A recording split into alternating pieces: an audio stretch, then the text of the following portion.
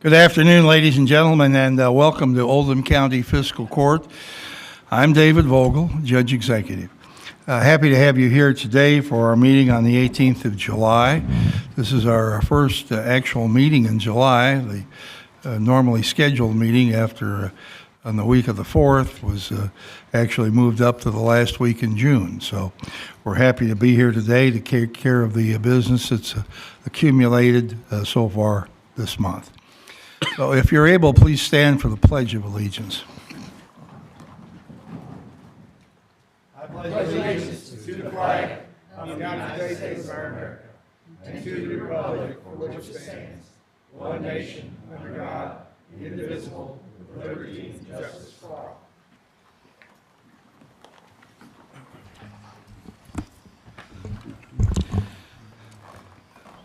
I'll ask our clerk, Tara Long, to call the roll. Magistrate Likens. Here. Magistrate Tice. Here. Magistrate Woosley. Here. Magistrate Jeffries. Here. Magistrate Hounds. Here. Magistrate Hawkins. Here. Magistrate Dye. Present. Magistrate Logston. Here. Judge Vogel. Here. Having all members of the fiscal court present, this meeting is now in session. Is there a motion to accept the agenda? So moved. Second. Are there any additions or deletions? Hearing none, all in favor, please say aye. Aye. Motion carries. Now, Tara will read the minutes from our meeting on June 29th. The Oldham County Fiscal Court convened at a special meeting at 2:03 p.m. with Judge David Vogel, Assistant County Attorney Tate Combs, and the following magistrates in attendance: Likens, Tice, Woosley, Jeffries, Hounds, Hawkins, Dye, and Logston. Motion made by Magistrate Dye and seconded by Magistrate Hounds to approve the agenda with the removal of D, surplus vehicle. Motion carried unanimously. Motion made by Magistrate Dye and seconded by Magistrate Woosley to approve the minutes of June 20th. Motion carried unanimously. The following bids were opened for the Wendell Moore Park Field Lights Project. Techline Sports Lighting, $567,560 for a 25-year warranty. $533,560 for a 10-year warranty. Qual Light Sports Lighting, $450,174. Night Electric, $589,910. The bids were given to the Parks and Rec Director for review and future recommendation. Motion made by Magistrate Hounds and seconded by Magistrate Jeffries to approve the payment of the payables claims as of 6/29 as submitted. Motion carried unanimously. Motion made by Magistrate Woosley and seconded by Magistrate Hounds to approve the payment of the payables claims to be paid on or after July 1st as submitted. Motion carried unanimously. Motion made by Magistrate Hounds and seconded by Magistrate Logston to approve the budget transfers as submitted. Motion carried unanimously. Motion made by Magistrate Jeffries and seconded by Magistrate Logston to approve the treasurer bond as submitted. Motion carried unanimously. Motion made by Magistrate Hounds and seconded by Magistrate Woosley to authorize Judge Vogel to sign the animal control spay-neuter grant as submitted. Discussion followed. Motion carried unanimously. Motion made by Magistrate Tice and seconded by Magistrate Woosley to authorize Judge Vogel to sign the contract to house prisoners for Trimble County at a daily rate of $40 as submitted. Discussion followed. Motion carried unanimously. Motion made by Magistrate Jeffries and seconded by Magistrate Woosley to authorize Judge Vogel to sign the contract to house prisoners for Henry County at a daily rate of $40 as submitted. Discussion followed. Motion carried unanimously. Motion made by Magistrate Woosley and seconded by Magistrate Tice to authorize Judge Vogel to sign the jail medical contract with Southern Health Partners as submitted. Discussion followed. Motion carried unanimously. County Clerk Amy Alvey and Adam Forsyth of the Reapportionment Commission presented the recommendation for reapportionment and responded to questions. Public comment. Jerry Nart, representing the Veterans Memorial Park of Kentucky and the American Legion Post 39, reported that the Flag Retirement Service on June 10, 2023, retired 660 American flags. He expressed his gratitude for working with Melissa Horn during his years of serving the county. Steve Greenwell, 6350 South Highway 53, Smithfield, inquired about the plaza in front of the courthouse, expressed his appreciation for Melissa Horn during his years of serving the county. Motion made by Magistrate Dye and seconded by Magistrate Hounds to adjourn the meeting. Motion carried unanimously and the meeting adjourned at 3:13 p.m. You've heard the reading of our minutes from June 29th. Is there a motion to approve? So moved. Second. All in favor, please say aye. Aye. Motion carries. Thank you. Time now for public comment. That's the time during our meeting when anyone who would like to address the fiscal court is able to do so. First person today is Becky Zockline.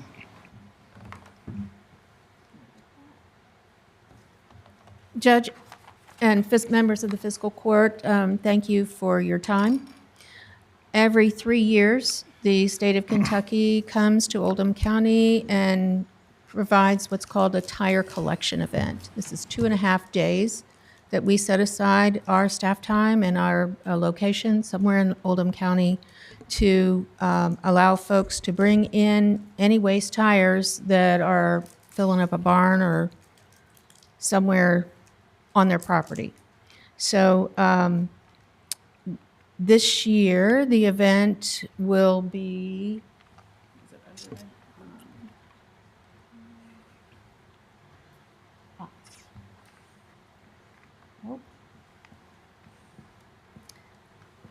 the event will take place at the Kentucky State Road Garage at the corner of Morgan and North Highway 393.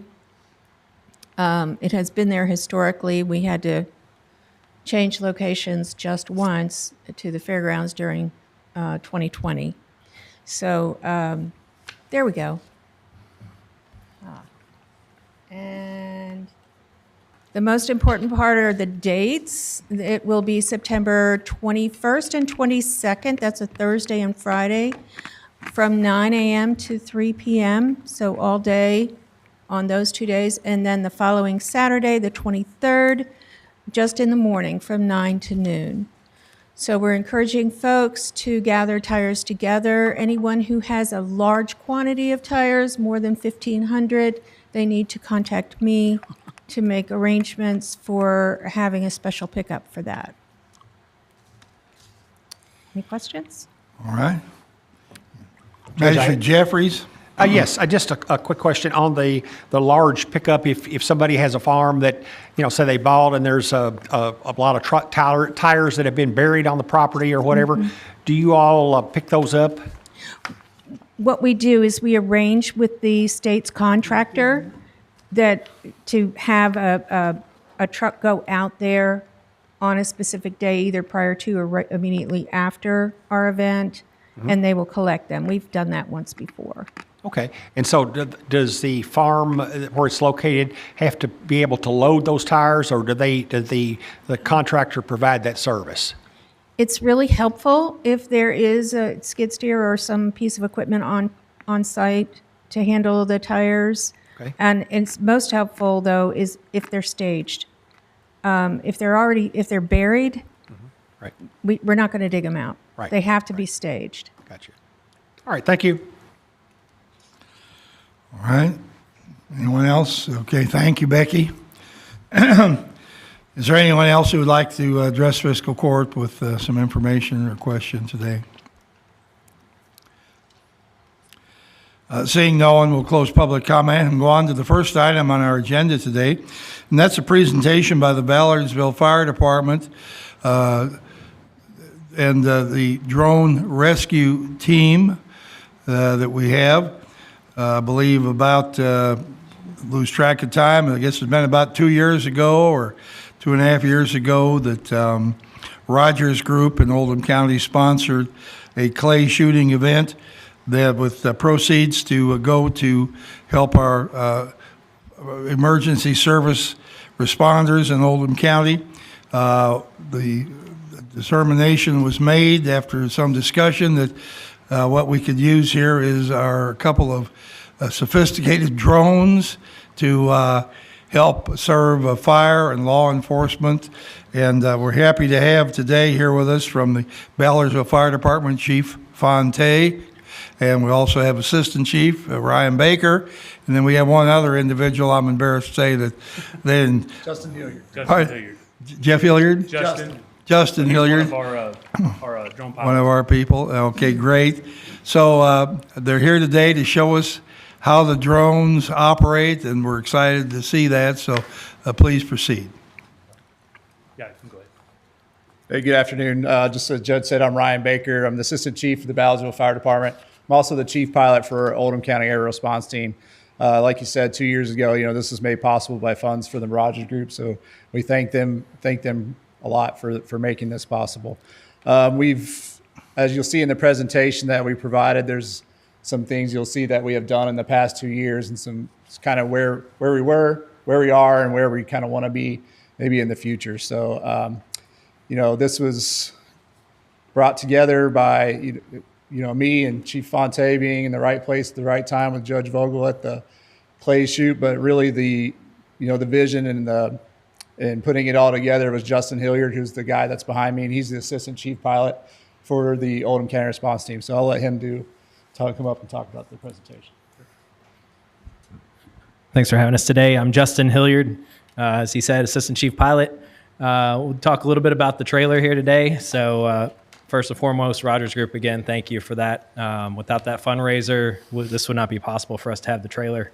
Ryan actually came to me prior to this, and he had the idea to make something up like this team. And once we came up with the idea, put everything together, we had a plan ready to go, and it just so happened right place, right time with Judge and the Rogers Group, and now we have this awesome specialty unit that's part of the Oldham County Task Force. The mission for us is to provide aerial support for first responders and enhance situational awareness. The drones, unmanned aircraft systems allow us to enhance personnel and citizen safety by sending the robots instead of people into the danger.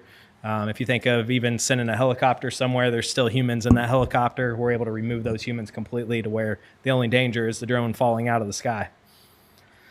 We have a couple different drones right now. We have the Mavic 2 Enterprise Advanced. So these are our primary aircraft that we fly on the missions. They have thermal imaging, the forward-looking infrared on those, speaker, and spotlight. We can give commands. We can light up a scene with those. They fly for about 27 minutes. Right now, we're limited to flying in rain. We cannot fly in rain due to the just limitations of that drone. It's sort of the entry level of the public safety drones. And our maximum wind speed we can fly in is about 25 knots, so about 27 miles per hour. The DJI Mini 2 is our other drone. This one's primarily for training, but we can also use it indoors. So if you have a situation where you need to go, say, inside a school to look at some documents that are on a desk in a school, we're able to actually fly this down hallways, through doorways, and gain intel as needed for that. They're great for training. This is a fairly expensive drone. The Mavic 2 Enterprise Advanced is around $5,000. The Mini 2 is around $500. So it's a little less pressure on you while you're flying the Mini 2 there. When you're outdoors, you're not going to fly in very much wind at all. Also cannot fly in rain. So in the future, what we're looking to expand to, the drone on the left there is the DJI M30T. That one has a max wind speed of about 40 knots. So we're nearly doubling the wind speeds that we can fly in. We can fly in moderate rain. It's got a 45-minute flight time, and we can actually hot swap those batteries. So on the current drone, there's one battery. You remove the battery, you have to shut the drone off. You install a new battery, you turn the drone back on. There's about a 2-minute startup shutdown time period that you have to go through. With this one, it's got 2 batteries. You can pop one battery, put a fresh one in, pop the other battery, put a fresh one in, and you're off immediately. There's no restart time on there. That actually has its own home as well. So if you want to really move down the road here, the bottom right picture that you're seeing there is a robotic box that has weather sensor and cameras on there, and it actually acts as a small hangar for the drone. So you actually house the drone in there. Dispatch gets their dispatch that comes out with the address on there. You get the coordinates. Box opens up, drone takes off, and immediately flies straight to the address and starts providing a live video feed back to the first responders and back to your dispatch center. So down the road there. We're currently working on some counter drone tech, and in this sense, counter drone would mean sensing, not taking over. That's still at a federal level. There's not a local law enforcement level that has permission to actually take over flight control of an aircraft. But we're working towards what that is a remote ID sensor. Every drone manufactured from September of last year forward actually transmits its position publicly. So it gives you the telemetry data, the altitude, heading, and latitude, longitude, and speed. So all kinds of use cases for these drones. A couple of pictures up at the top there, the law enforcement category. If you're serving a warrant, you want to have Overwatch there. Maybe you want to take a look at what a suspect's doing prior to that. Tracking apprehension with your canine teams. Love having an extra set of eyes over top of them to look ahead. Active aggressor. So that picture up there in the top left is actually of the Kentucky truck plant of an exercise that we participated in with Anchorage Middletown and LMPD. And they actually made a full-scale exercise while Ford was on their shutdown and had multiple shooters inside the building that they had to go in and make rescues and apprehend those suspects. So we were able to fly around and give them Overwatch on the outside. Next time, we hope to actually get inside as well and help fly around a little bit. But, baby steps as the new technology is introduced to different departments. On the fire search and rescue side, we've done a lot with brush fires in Oldham County. It allows us to see exactly where the fires are with the thermal imaging. Even at night, daytime, nighttime, doesn't matter. The thermal can see in either of those. And the biggest application, aside from keeping our firefighters safe and saving the life and property that's out there, is we're able to see the effect that the firefighters are having on the fire, and they actually reduce the size of that fire. We're able to take the assets that are out there and start putting them back in service a lot faster. So you might go from 3 acres in 1 hour, and then the next hour you can see it's down to 1 acre. You know that you can start letting some of those firefighters go back and get ready to take care of the rest of the district out there. Search and rescue is the one that everybody always goes to for the drones. We can clear very large open areas quickly to where you don't have to put ground teams out there and help focus them on other areas or difficult to traverse territory out there. Structure fires, you'll see a picture of that in here of one of the structure fires that we were on. You've got hazmat, the hazardous tanker that shut down I-71 about, 9 months ago or so. We were able to actually fly from about a half a mile away right up to the tanker where we had set the exclusion zone. Nobody could get up around it and read the actual instruments on the side of the tanker and get pressures on the tank, temperature on the tank, and then feed that back to the subject matter experts that knew exactly where that tank was as far as potential for explosion. IEDs, we've flown a mission over the downtown area where we were actually hoping to check some rooftops around here to clear them to make sure there was nothing on top of those roofs that should have been there. And any pre-planning too. We don't have to use this on an emergency. We can use it ahead of time to help us make plans for everything else. Then on the infrastructure side, you could do bridge inspections. National Weather Service is using them for floodplain pre-planning. You can do traffic studies. You'll see a picture of that in here. Any natural disaster you can think of, there's an application somewhere in there for a drone, and damage assessment after a natural disaster has occurred. You want to take this one? Yeah. This was a house fire that we had on Highway 22 in Ballardsville's district. As you can see, the picture there on the left and of the right is a side-by-side image of what you can see regularly and then what you can see with the thermal. So you see the firefighters there at the top of the eave focusing on the hot spot. So we can see exactly where we need to direct our fire personnel to get the fires out quicker. Also for our aerial devices, for the ladders and for the squirts that we have, we're able to direct them, exactly where to put the stream. So it helps us tremendously with fires and structure fires. So here's another one. After all the windstorms we had, the Wave 3 tower has some of the antenna equipment for dispatch up there, and they were having issues where some of the wiring had a problem somewhere. This tower is about 800 feet tall, and it costs about $1,500 just to rent the elevator for the day. That's just to get access to the tower, not including who you're paying to go up there.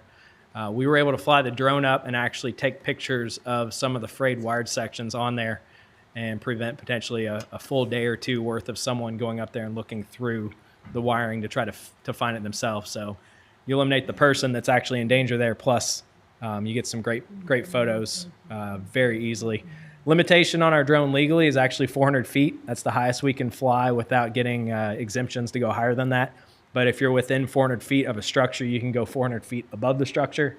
So in this case, we were able to break that 400 foot because we stayed in the range of that. So we got up to about 900 feet for the inspections that were on this tower. You want to take that one too? Yeah. So here's traffic management that we that we did over the Buckner area. So Magistrate Tice was just asking about this prior to the meeting, but you can kind of see the daytime traffic there in the middle.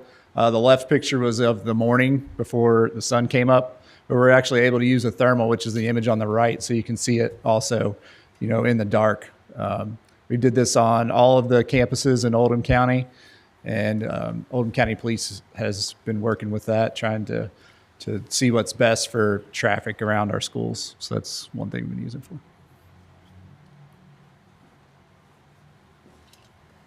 Here's another, is this actually a brush or a structure on this one? It's a brush, crouches. Crouches, center field. Difficult to reach brush fire. So you've got like he was talking about, the master streams up there, the squirts with the water flow, and able to actually aim that where it needs to go. And you see it's off to the side in a wooded area away from the building, difficult to access with the fire truck. And normally the operator on that would have to be talking to somebody on a radio somewhere over there, but you can literally walk up with the controller to that operator and let them see where they're shooting that stream. And you're able to see the size and what type of effect you're having on it too. So you got your visual images and then your thermal with the yellows being the hot and the purples being the cold on there. Here's one of the other capabilities we have is the ability to live stream straight from the drone. So while we're out on a mission, we actually did this the other day for the Oldham County Day parade. We were flying Overwatch for that and able to send video back to Oldham County Dispatch. We had some LaGrange police officers, a detective that was with us as well in the trailer, and get that full situational awareness. So this particular picture was at the Ford plant exercise. So on the left, you can see the position of the drone. You've got sort of a box with some crosshairs in there. That's where the camera is facing and looking towards. That moves as you pan and tilt the camera around. And then you can get the flight information, how much battery, how high, what direction, how fast, all from that screen on the left. And then on the right, you get the actual live camera feed from the drone. So you can see they're triaging some people that they had just rescued out of the building there in that exercise. Here's the hazmat we were talking about on I-71 with the tanker that got rear-ended by another truck. The second truck was actually full of wood doors. And I'm not talking about Walmart wood doors. These were quality hardwood doors that did not want to get extinguished once they caught on fire. So this went on for about 6 to 8 hours, where it would be put the fire out and then everybody runs away because we don't know if the tanker is going to go or not. And then it would reignite. We put it out again. But by using the drone, you can see the top left, we would actually get in on that gauge. And you see 2 red marks on there. We stayed between those red marks the whole time. And as a result, nothing any worse happened on there. The center picture there, you can actually see the temperatures. So the fire had heated up the rear tank, but it was nitrogen? It's liquid hydrogen. So it's at a very cold temperature when it's stored. So in the pipes there, you can actually see how cold the pipes are versus the temperature that the fire had heated up there. Bottom left, we did exercise at the East Oldham High School or Middle School. Sorry, I'm Jefferson County guy. I come out here to help all the time. But we staged a hazmat event in the school, and the scenario was the kids built something. They didn't know what it was, and we needed to go see what it was. So we flew that smaller of the 2 drones into the classroom. We were able to actually fly up onto one of the desks, and there was some documentation on the desk of exactly how to build what they were building. So before we sent a single person in the building, we had photos that command was looking at before the drone even came back out of the building to tell exactly what chemicals were there, how they had put it together, and what it was. And then on the bottom right, that's a mission that I flew in Jefferson County where they had a blow-off valve on a rail car that wasn't working properly, and that container was starting to overheat. So it's actually located between 2 buildings and nearly impossible to get to again with a fire truck. So we were able to look at the fluid levels in there, the temperature, and actually look down through the actual blow-off valve to see what might be causing issues with it. Search and rescue, another main job that we do there. So top left is the trailer that we have. There's me on there. We're running a mission where we had a frequent person that goes missing that's a very fast person that's hard to track with ground crews because they're very fit and able to get away quickly. We did end up locating him that night. The top center and top right there are just kind of a difference between what you see with the thermal imaging at night versus what you see with your eyes at night. You can see the police cars up on the road there, and nearly everything else is pitch black except a couple flashlights that you can see there. But in that center picture with the purples, the yellows, you can see the police officers, the search and rescue team, even the canine dog that was out there to help out. And the bottom one is a mobilization exercise where they staged a practice earthquake as if the New Madrid fault went off, and they had some people that they needed to rescue out of a sewer system there. So we were able to feed that video back as well as just get general intel pictures of that. We can also do accident reconstruction and 3D mapping with the drone. So the main selling point here, well, there's a couple. If you go to court with an accident, providing the jury with a complete 3D view of what that location looks like when that accident happened is invaluable. But we can actually go further and we can make measurements and annotations on here. So on that right picture, you can see we've got the length of a parking spot there is about 20 feet long. Length of our trailer, 16 feet long. And so all this is done after the fact. So if you imagine you have maybe a fatality on I-71, there's a dollar amount that goes with every second that interstate is closed. And it takes a while to reconstruct an accident scene in the traditional way right now, where you actually have to set the GPS points and put the pegs in the pavement and take all those measurements. But you can fly this. This took about 1 minute and 30 seconds to fly this with video. And we had that complete 3D model made within about 15 minutes on the computer. You think that link will work? Or? Should. All right, we'll try Try the link. see if we're connected here. You'll see an actual link. Okay. So here's that specific model, and you can see we can zoom in here and actually move completely around as if you're in that accident scene there. We just made that cool one of the trailer there. Yeah, I took that. So this bit that was in the Ballsville Baptist parking lot. Is that of the image of my Tahoe and the trailer? Well, that's skimming the surface of what we're capable of. There's obviously way more things in the future that we look forward to doing, and we appreciate you looking out for us, and right place, right time, and right people to make this happen. Well, thank you. Very impressive presentation. Really shocked isn't exactly the right word. I'm thrilled with all you can do, and I'm impressed by the fact that you guys know how to do it and how to execute it. And while many of us are home doing something else, you're thinking about how to combat these situations, how to rescue people, how to put out fires. It's very impressive, and I really thank you. Does anybody here have anything they'd like to add, or any questions they'd like to Magistrate Jeffries? Just one question. I know I saw the equipment that you all have. What are you looking at down the road as far as upgrades or wish list, things like that? I mean, what? Writing the grant for it if you want to. Yeah. So the lifespan of the drones that we have are about 5 years, and we're about 2.5 years into that. So about halfway through, we haven't had any trouble at all with the drones that we have. Haven't had any battery failures or anything. So what we have has been good. The technology that is coming out, it's rapidly expanding. So I mean, even the drones that we have are really good, but they have ones that are even better now, like we talked about, that weren't available when we picked these out. It just wasn't an option for us to get.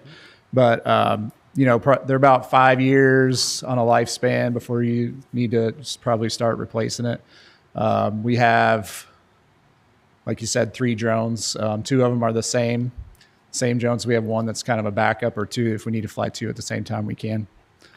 But the drones y'all have now, you can't fly in high winds or in rain. Yeah. Events, So right? like I said, those drones weren't even out. You couldn't even fly in weather when we picked the ones out that we have, but they are out and available now. That's obviously if we have to do it in the future, we'll buy ones that can fly in the weather. And we've had some calls where we just had to turn them down or couldn't go to because the weather was bad or it was raining, or even in the wintertime if it's snowing real hard or anything like that. So Yeah, I think what y'all are doing is great, and just keep us in the loop as far as, moving forward, technology-wise or whatever. I mean, I think this is, this helps to keep people safe, and it's, be able to track folks, especially somebody gets lost or a child wanders off or whatever. A few minutes time saved could, mean saving a life. So I think it's very important. So, certainly keep the court in the loop, and, as your all's needs move forward, we'd like to be involved, I think, in at least seeing what we can do to help, on new equipment or whatever. All right, thank you. Great. Measured Hounds. Just to throw out a couple more pieces of information, I would say most every fire department, police department, EMS is always involved if the other two are involved, have used the drone in one way or another over the time that we've had the drones. I mean, I know the incident in LaGrange, that would have taken the fire department, not picking on LaGrange, hours to do those buildings, where you guys were able to do that in 20 minutes Yeah. and from 400 feet away. Yeah. So if there would have been something, I think the biggest takeaway to me is that we're preserving our own lives. We're not putting, I'm not making little of shooting down a $500,000 drone or one of them getting blown up, but that's peanuts compared to somebody's life. For sure. And I don't think you did a very good job about the hazmat and piece, because I'll tell you. I can talk more, but I'm just trying not to take y'all's time out. But one thing I will say, when they were taking pictures of that, and we were sitting in LaGrange's firehouse, and we were on the phone with the tanker guy, and he was like, "You're doing what?" And we were able to send him back. It wasn't approximate. We sent him a picture of what the gauge said. Mm-hmm. He had never seen that before, not on a hazmat. He said, with binoculars, it's close to whatever pressure. We didn't. It wasn't close. We showed him exactly what the gauge was. So Live. live. Yep. Yeah. And he said, "Can you go back in 15 minutes?" I think the response was, "Sure. I just got to put a battery back in the drone." I mean, it was that simple. Yeah. But that incident was critical. And then too, I think we've learned that the police agencies are getting better, but to call the drones team out earlier on missing persons, because we do have a few times where I think we could have made a bigger difference faster. For sure. And that's a learning curve. Yep. That's not a dig, that's a learning curve. And it's getting better, and appreciate you guys for what you all have done. It's a small group that are flying. I think I've made one mission as a visual observer in 2 years. It's just not practical sometimes, but was there 6 pilots? Yeah, we have six pilots right now and about 20. I think there's 22 visual observers. So we use visual observers to watch out for the pilots, because the pilots can only see what's on their screen, and we use visual observers to kind of to look out and see the broader spectrum of what's out there. If there's any obstructions, birds or balloons or power lines or whatever. So we usually have somebody that's standing right next to the pilot. That's their second set of eyes for extra safety, to try to keep that going on. So yeah, I think we have 22 visual observers and 6 pilots right now. All right, well, Assistant Chief Baker and Chief Fonte and Fireman, I guess, is that right? He's a fireman. Hilliard? That's how we get the. All right. Thank you very much for being here today. I think this is one of the best demonstrations we've had in a long time. So appreciate your continued success. Thank you to the Rogers Group for making it possible. Thanks to the Rogers Group for making it possible, too. Right, and we mentioned at the beginning, and we're going to mention the Rogers Group again now. The Rogers Group came to us about 2 years ago. Come on up, guys. And said, hey, we would like to do something to support the emergency services in our community. And they had planned a clay shooting event at the farm, I believe it's called, over west of New Albany, and had a great turnout. And so we came up with this idea, and I hope that you guys have enjoyed seeing, and they'll communicate back to Dan Rector just what you helped pay for and how important it's been and how much use it's had and will get in the future. So after that, we had an appreciation picnic for all of our emergency services providers at Wendell Moore Park. And now the Rogers Group has come back again. Brian Dillard and Carly Payton are back again today, and they've had another clay shooting event. and are here to make a presentation, and appreciate it very much. So I'll let whoever of the two of you is going to speak first, go ahead.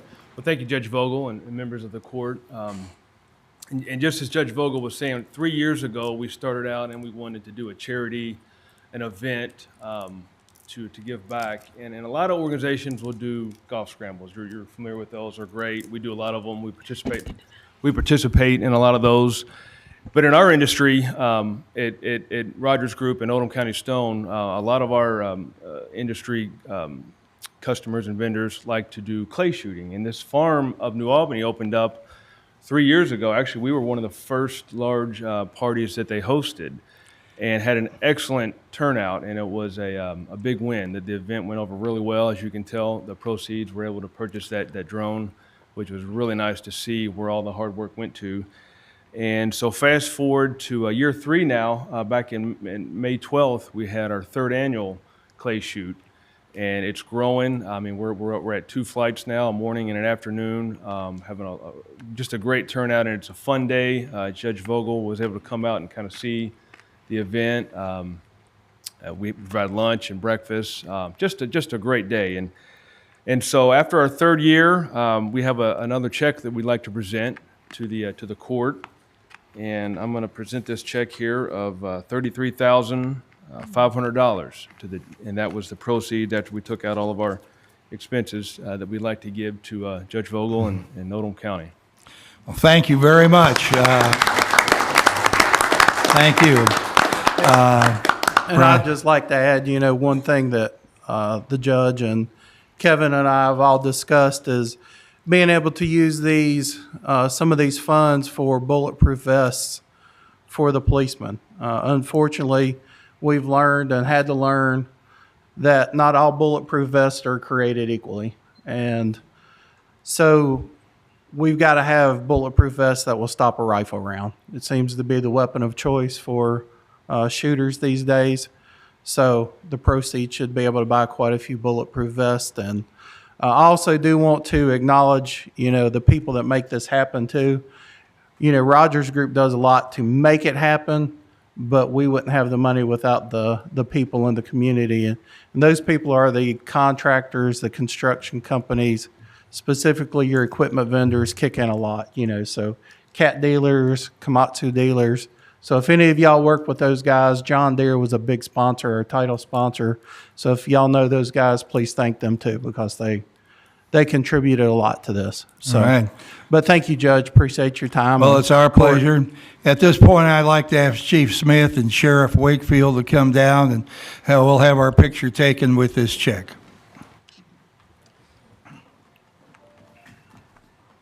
Judge, do you want us behind you or no? Not this time. Why don't you, court can all stand up here behind us if you can. Want to get up? Go ahead, get up there. What if we don't want to? You opened the door. I know. One day.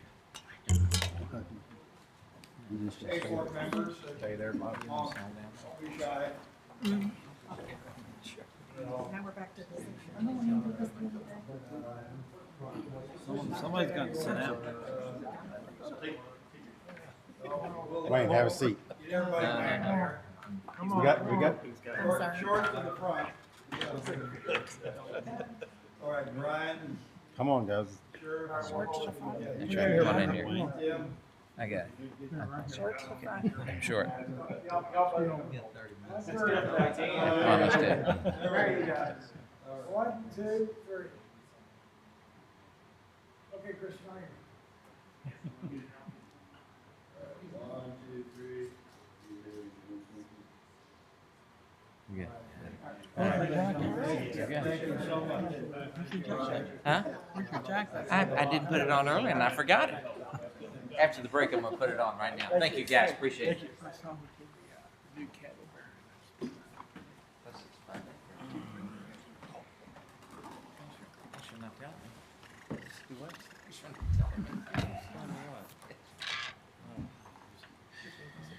You didn't have your coat on.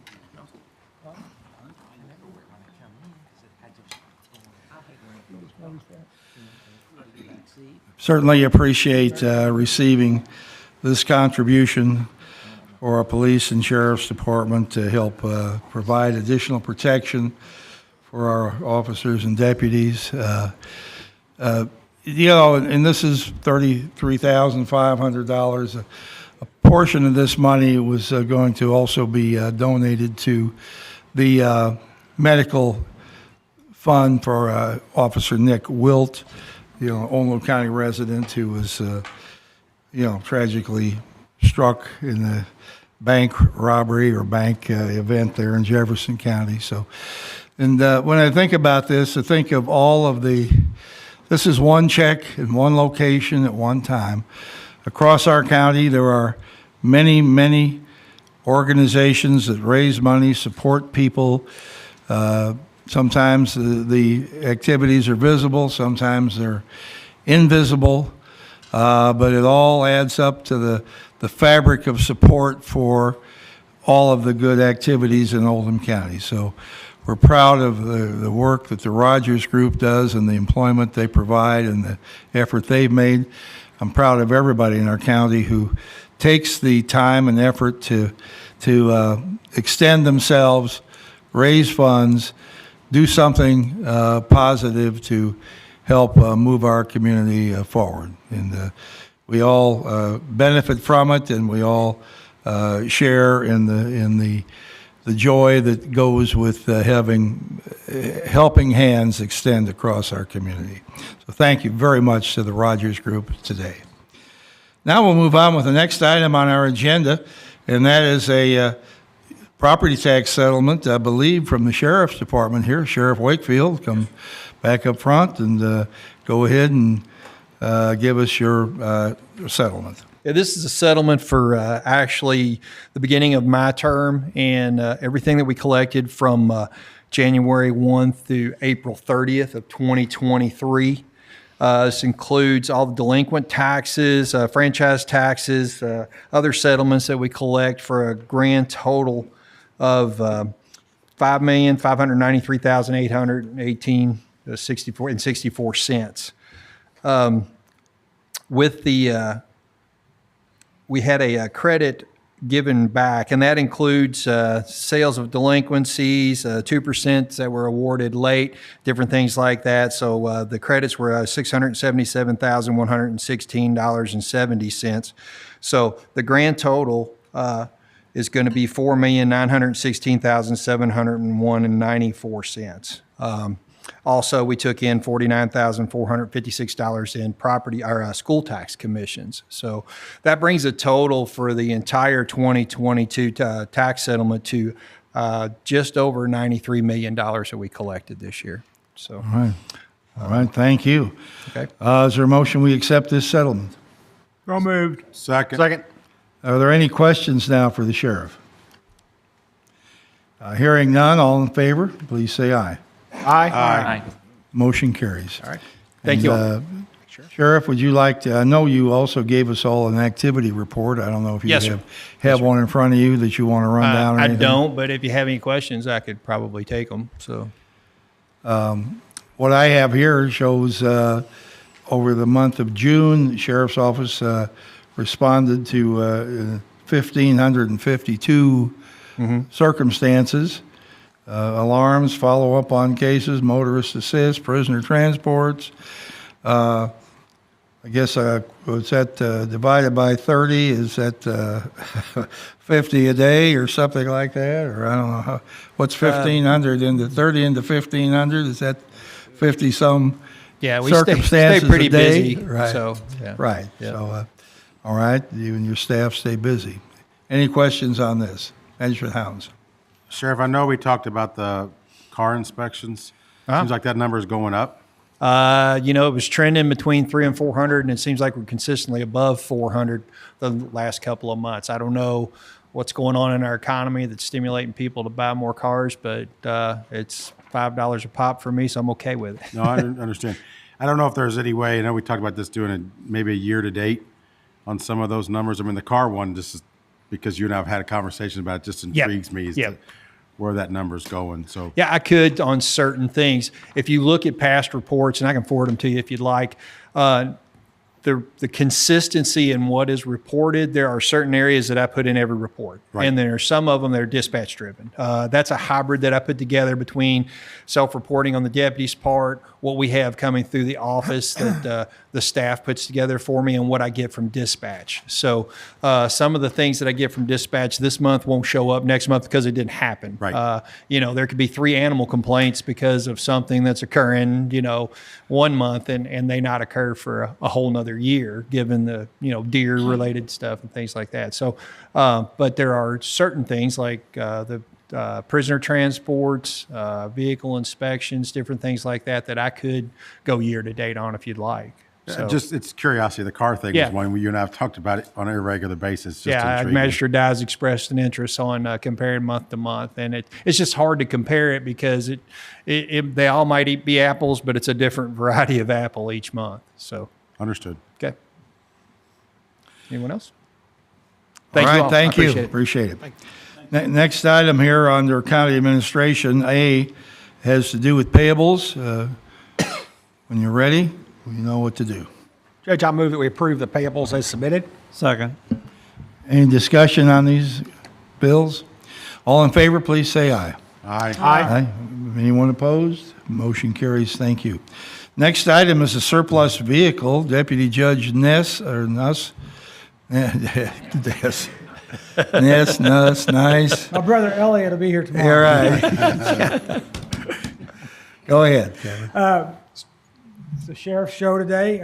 Sheriff's Office has expressed an interest in surplusing a 2014 Ford Explorer with 117,000 miles on it, and they would like to surplus that, ask for the court to surplus that, and to donate it to South Oldham Fire Department. Judge, I'll make that motion that we surplus the 2014 Ford Explorer to South Oldham Fire Department. Second. All right, is there any discussion on this? Hearing none, all in favor, please say aye. Aye. Is there anyone opposed? Motion carries. Thank you. All right. Next item on the agenda is a request from Constable Michael Saylor. Constable Saylor, come forward and meet the court. Thank you for your time. Appreciate it.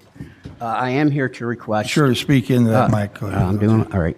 I am here to request limited blue light use, but I want to go over my experience and training to quell any and answer some questions, quell any concerns. All right.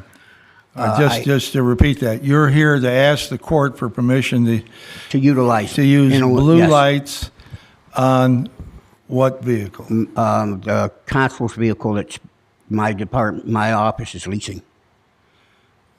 Okay. Well, we'll explore that in a minute, but go ahead. Okay. Okay. I have 4 years from the Grambling Township Police. It's a cadet program. I rode with police officers on Friday nights. I dispatched on Saturday nights. This is for 4 years. I also worked for the Department of Corrections in Michigan for 15 years in custody, 7 years as a trainer. As such, we had red and blue lights and blue light vehicles. We used them outside the perimeter of the fence. We also did transports with them. We took prisoners to funerals in them. If we had a high-risk inmate, we would transport. Ours were life without parole. Michigan doesn't have, but we would transport them from like Chinross to Jackson with the lights and siren. The vehicles would be secured. There'd be a state trooper on each end in our vehicles. I also trained the officers, evaluation, how to avoid having someone pit you to take your inmate from you, how to drive it safely, how to drive through Detroit, Grand Rapids, a city area, because we had prisons in there, but we also learned and trained how to do it on a highway. In Moffett Township Volunteer Fire Department, I was there for 21 years. I was trained and certified to drive all the vehicles. Plus, I had emergency equipment in my personal vehicle. And that was for 21 years. I did 18 years as a volunteer EMS for 3 different volunteer departments. Again, I operated the ambulance. I was an EMT specialist, but I also was certified to drive it. So our partners and us, we would switch up. One day you drive, the next day I drive. And that way we didn't stress out one over the other on patient care. The Kentucky Department of Corrections, here, I worked for them for a while, and I did help train to transport. I did do transportations, both bus and ambulance escort, and private, and just a department vehicle. And again, those do utilize blue lights. We were trained how to use them and when to use them and when not to use them. The last 4 years, every year I've gone to emergency vehicle operation course. It's being we use trainers that are authorized by the state of Kentucky to train it. I do it every year, along with Joe's Law, which it's required every 2 years. We're doing it every year. Again, it's in that training file I gave you, Judge, and I keep it up to date. And I just brought up one. I just finished Tim's training to recertify on it. And that's the system you use to secure an accident scene on an expressway or roadway. Ruptured water line in the middle of the road. It's a system you use to work together with the police, the fire, and the ambulance, so you don't get in each other's way, everyone's safe, and you maintain a safe traffic flow. And I just completed that on July 8th. Okay, so your request before the court is that you be allowed to use blue lights in a car that you use as a constable's vehicle. Yes. Correct? And then I think you said earlier a second ago that the vehicle is leased. Yes, sir. Leased. I own it, and I lease it to my department. That way, there's protection, security-wise, for me. But what I would, it's an old Ford patrol car. Mm-hmm. Okay, and where I'm looking at using them on is the other night we had that bad storm. I was up on 146 exit 17 when the tree went across the road, and I had to wait for the DOT to get out there and cut it, and that rain was coming hard. I turned it backwards, facing traffic, because I have wigwag headlights, which are okay for the use in 4 ways. I almost got hit 4 times because they claimed they could not see my car. I had people rolling their windows down, yelling, screaming, and cursing at me because I didn't have the lights on. So You don't have red lights on your car? No, this one came set up with blue. It's the way I bought it. And I don't have the money to go and get it reset. Plus, even have red lights in the front. I'm not a fireman. I would need permission for that. At the back, yeah, I could legally have red in the back, no problem. This one came that way. Mr. Baxter, are constables allowed to have any type of light that other than just a regular headlight in their car that indicates that they're involved in some sort of emergency or public safety activity? Judge, for the court's information, I have communicated with Constable Saylor about this issue.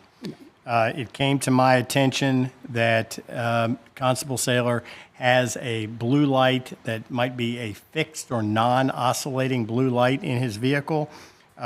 Based upon that, I wrote him a letter and indicated to him that without meeting the criteria of KRS 189.950, which I will read to you here in a second, that he did not have the authority to use that blue light in that vehicle. He couldn't illuminate it, whether it was fixed, oscillating, or otherwise.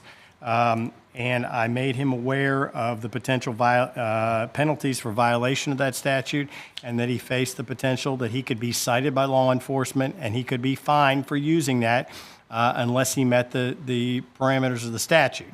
The statute, KRS 189.950, talks about what emergency vehicles can and cannot have, and specifically subsection 6 of the statute deals with constables, and it has 2 separate provisions.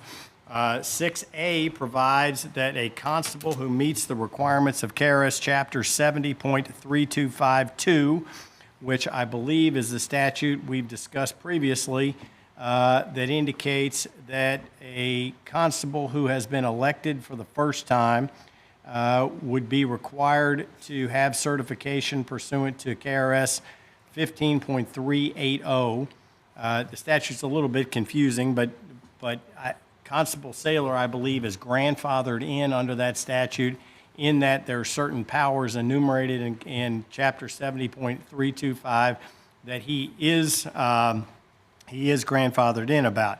However, in order to be, assuming he meets the requirements of the Chapter 70, he still has to have the approval of the fiscal court in the county of the jurisdiction to be able to have blue lights and a siren or bell in his vehicle, or he has to complete basically police academy training, and then he could have a blue light in his vehicle, which authority could be revoked by the fiscal court if it chose to do that. So it is up to the court to allow him to have blue lights in his vehicle, or he can go to the academy and get certified. And if he gets certified, then he can put blue lights in his vehicle, subject to the court's ability to revoke that right to use those blue lights. So at this point, he has no authority without having court approval to have a blue light in his vehicle.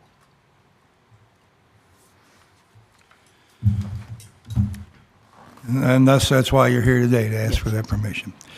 Well, I mean, you're completely aware of the fact that constables are, let's say, controversial. In some places in the state use constables, other jurisdictions are not comfortable with the level of training that some constables have had. I'm not saying you specifically. The Kentucky Department of Highways, or KYTC, has refused to issue state official plates to constables because they say you're not attached to any agency. A few minutes ago, you referred to your department. Well, that's how the state refers to it when I have to file Pardon? my paperwork. The state, when I file my paperwork for like my EIN and for getting certificates for training, call it my agency, my department. So I'm using the same terminology they use when I all right. communicate But, with them. you know, is a constable an agency? I mean, it's an agency without Attorney affiliation General with said any it was, organization, according to KYTC. So they won't issue a Right. official state plate. I don't personally doubt your sincerity and your willingness to try to be of service to the public. I know you are. Others who may be elected as constable perhaps don't take the, let's say, opportunity/responsibility or circumstances seriously as you have over an extended period of time. I won't put any names on it, but all you have to do is put your name on a ballot, and maybe you'll wind up as a constable. Well, in our particular county, that is not something that most of the other public officials feel is an appropriate hurdle. There's more to it than that. So I don't know. I'm going to ask the court, does anybody here wish to ask Constable Saylor any questions about his circumstance or what he's trying to accomplish? Magistrate Hounds. What do you foresee yourself using the blue lights for? Like that on 146 where the tree was over the road, standing in that rain, that would have made it a lot safer on me and the DOT guy cutting the tree down. I stopped at an accident on 71 once. They were in the right-hand lane. I turned on my four ways, and, you know, that's all I had. I would use them for that until the other, because I was the first one there. I called into dispatch, told them what they had, told them what, you need fire department, EMS, advised them of everything I had, understandable. I waited until they showed up. I said, are you guys good? Am I good? And when they said, yeah, you're fine, I just got in the car and left. So I would do the same thing again. I carry a first aid kit. I am getting ready to take a med tech course in September, which is the same thing as a medic on a SWAT team. I've been on 2 different SWAT teams, one for Kentucky and one for Michigan. It's the medic that's attached to them. I do carry Narcan. I am approved and trained on Narcan. So it would be for them kind of instances. 2856 is near the end of my district. That road's always bad. When we have bad storms, I'll go out there. That's a dark, winding, dangerous road in the rainstorm. That if I had to stop for trees, I've had to stop for cars in the middle of the road because it floods. It hasn't in a while, but I've done that. So that would be where I would use it, such as I'm stopped in the middle of the road in the dark at 1 o'clock in the morning because when it rains, we have these bad storms at night. I actually get up and go out and patrol to make sure if I find someone slid into a ditch, I call dispatch. If there's a tree in the road, I call dispatch. And I wait there at least to signal people, at least so you don't have accidents. So you're not going to use these blue lights then for personal gain to make money for yourself? No, sir. I work off duty in Louisville, but I work like a main event. I work at Yum Center. I'm working Kentucky State Fair this year. My car sets apart. I get out at main event. I go in a building. Yum Center, I flag with LMPD officers in the middle of the road. I've seen you on 146 before working with the water company. Well, when I don't do that anymore, but at the time when I did that, that's when the previous county attorney told me it was okay. I've not done that since that came up. And even when I got the letter from the county attorney, as I've told the judge, and we had a talk, Mr. Nuss, I complied with, in fact, I actually over-complied with the letter until this time. So I've got no problem complying with restrictions and working with the court. I'm not trying to go against the court. I'm not trying to be confrontational. I am just trying to do and help the community where I can, but I want to do it safely. The other night, I did come close to getting hit, so did the DOT guy. And no offense meant, it was a busy night. There was not ever another patrol, there's never another patrol car that showed up. So I was it for 2.5 hours. So staying out in that rain for 2.5 hours in the dark while they cut up a tree with just headlights on is not very safe. That's where I would be using it. Who takes care of your liability insurance? I have twice the insurance on my car that's required by the state of Kentucky through State Farm. And my office is listed as a co-insured party by State Farm. And State Can I Farm? interject a question? Because, But well, and Constable Saylor, I know when you made application for the license plate, I think you provided some information about your insurance policy. yeah. I'm not sure that you're answering the question that Magistrate Hounds asked because, you know, vehicle insurance is going to cover you as it relates to if you're involved, maybe Workman's comp. if you're involved while operating that vehicle. So if you drive the car, for example, from here to the Yum Center and you're involved in an accident, that insurance is going to cover you. Yeah. If you're acting in what you perceive as your professional role, Right. that policy of insurance may not Right. cover you because it's attached to the vehicle. So, for example, if you were out directing traffic in your role as a constable and you directed somebody incorrectly and caused an accident, that policy of insurance is not going to cover you. What is going to protect the county in the event while you're acting in this capacity?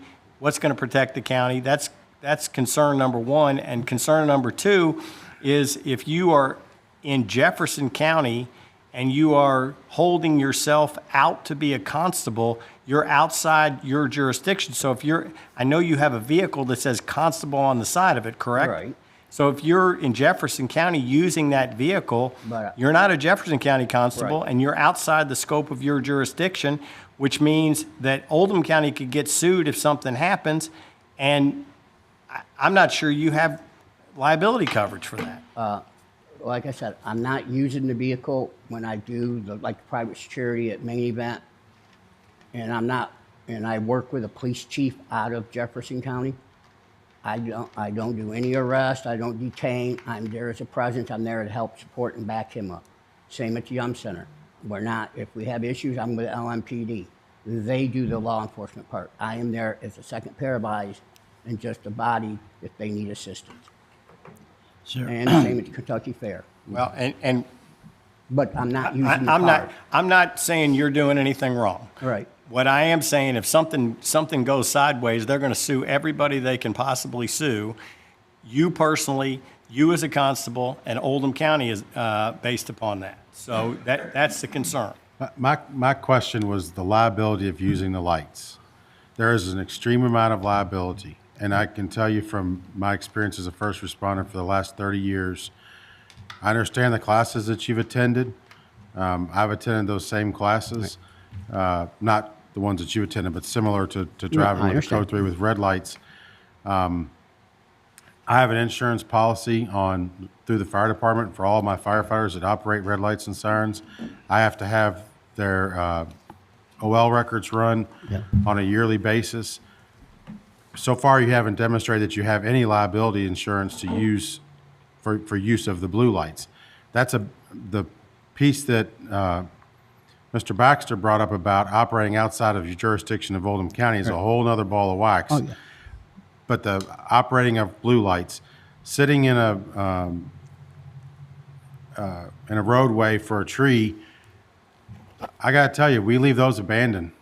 If there's a tree across the road, as a deputy chief of fire department, we put tape across it and we leave. We don't sit there. We don't have the manpower to do it. We don't ask the police. We don't ask the sheriff. We sure wouldn't ask the constable. That's a waste of a person's time and resources. So I don't see any demonstration for the grant. Mr. Logsdon. Yes, I just have a couple of questions. A couple of us magistrates have talked about constables in the past. To me, I think if they had the correct schooling, they could be utilized more than they are for just traffic situations like you're talking about.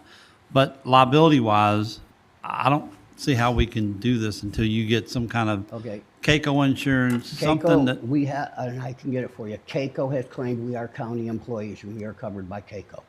The Constables Association has it in writing, and I can provide it. Who pays your policy? It came from CAECO. CAECO just said that says constables are county employees, and they are covered by the county CAECO insurance. Well, I'd have to find that out to be able to make I that can get decision that. on that. But anyway, y'all are a constitution, so you're an elected official, Right. Just like we are. I've always said that we could use you all for traffic, like if a train gets stuck on the track, free up some officers, be able to sit there instead of having officers sit there. But I think that we need more. We need to have some kind of public safety and go over some more things before we allow this to happen. That's fine. And again, I'm not so sure about your CAECO insurance because who's paying for it? I don't know if the county's paying for it or not. Because if we're not paying for it and you're not paying for it, then you don't have CAECO insurance. So No, I'm just telling you what the letter was Right. they sent us, but I mean, but I right can now, check. I'm not. I Okay. couldn't make a decision right now All right. on that. I'd have to vote no if it came down to somebody saying yes, you have to. Okay, Magistrate Jeffries.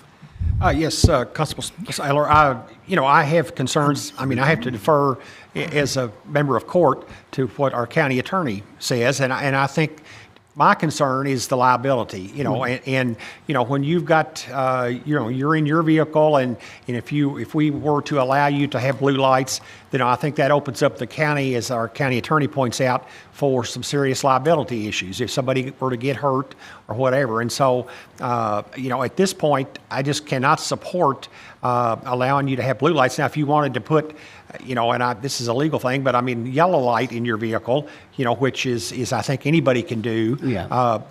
That at least that will make people aware that you're in the area or whatever. But at this point, I could not support allowing you or any of the other constables to put a blue light in there and open up the county to too many questions here about the liability and what if something were to happen, what that would expose the county to. So at this point, I could not support that. Magistrate Hawkins. Constable Saylor has a very impressive resume, a lot of experience in this world. I'm not opposed to the lights. I would want to lay down some parameters of training because we'd be setting a precedent. So what parameters would need to be in place for other constables to be able to get lights in their cars? And I think we would have to establish those parameters and see what other counties in the Commonwealth have done. So that's where I stand with it. I know he wouldn't abuse the powers, but those parameters should be in place because the precedent would be set. So for future constables who request it. My other statement is for the county attorney, would his bond cover incidences? No. No, ma'am. No. Okay. Thank you. Magistrate Woosley. I have the same initial concerns that Magistrate Hawkins just talked about. I worked at Post for many, many years, and we utilize constables in Henry and Trimble County just like other police agencies. So I know the impact that they have on small counties. Again, my concern would be your training, the liability that we have for the county. And again, I would encourage you to do yellow lights if you're going to run lights. I have a question for the county attorney. And Judge, I promise you I'm not throwing jabs at you, but we have an ABC officer, the county judge who's an ABC officer that has blue lights in his vehicle. There was a KRS that just passed that went into effect July 1st that says they also have to have the same kind of POPs training. So are we doing the same thing for your vehicle, Judge? Are those lights still there? I don't know. I mean, I don't know why you need to get into this. We're talking about blue lights in I'm the vehicles. ABC officer in this county. I have been for 13 years. I'm glad, it's a legal thing. I'm not a constable. I'm a county judge here. I get that. But this same statute that he just referred to that Does went not into affect effect me. July 1st. No, it doesn't affect me. Yeah, I think it does. Well, Says the you county asked. judge executives who become ABC officers have to have the same sworn training. I'm an ABC administrator, not an ABC officer. I'm Okay. going to ask the county judge to look into it because I think that language just went into effect. Okay, I mean, I don't think you need to get into that. That's that's a sorry thing to bring up here today in this circumstance. You knew it, you did it anyway. I think it's pathetic, okay? I turned on my blue lights one time to stop somebody from crashing into the oncoming traffic. Okay. It's pathetic. I'm really, really disappointed you had to make that move today. It was totally unnecessary. You and I both know it. Now I'm going to say what I think about constables. Constables are an antiquated, out-of-date office in this state. Across the state, there are a number of counties that, let's say, employ constables because they can't afford to employ enough officers, and they're willing to take a free worker, let him get elected, have a gun and a badge, and go out and try to help somebody. We don't need this in Oldham County, okay? We've got probably 57 to 60 or maybe more law enforcement officers in our county. I don't think constables fit in Oldham County. Don't want to offend you. I think you've tried to do all you can to be a good public servant as you perceive it to be. We just went through a circumstance with our police department, sheriff's department hiring people. I'm not aware of one constable who applied to be an Oldham County law enforcement officer. If you want to be a policeman, step up, fill out the paperwork, meet the criteria that other people who are willing to be law enforcement officers meet. To be an elected officer, a guy who runs for office, gets elected somehow, carries a gun and a badge when he feels like it, is inappropriate in my mind. I'm totally against it, and that's just the way it is. So as far as I'm concerned, there aren't any don't want to offend. Everybody wants to be a constable. I don't even understand why people want to be a constable. What is the motivation to be a Can I constable? tell you mine? Pardon? May I tell you mine? Yes, you may. All right. I've been in some type of law enforcement my whole life, as I read. I went through the academy I went through in Michigan, the 4-month one, was accredited by the U.S. Department of Justice. I've been through an academy. I am over 60 years old. Do you think a 60-year-old man is going to go back through an academy? I've been through the Marine Corps boot camp, and I've been through their academy. Well, you are now, but you haven't always been. What? 60. No, but Now, you've been a constable for how long? 5. This would be my 5th year. Fifth. And I'm in my 60s. 50 year or 60? Yeah, I don't want to. No, I don't I'm want just to find saying fault that's- with what you're trying to do. I'm just saying, constable is an antiquated, out-of-date office that doesn't belong in Oldham County. Maybe it belongs in XYZ County in western Kentucky or somewhere in the mountains where they don't have enough law enforcement officers or can't afford people. But I don't think it's appropriate here. So it's my opinion, and I'm going to stick to it. No, you're welcome to it, sir. Judge, Yes, sir.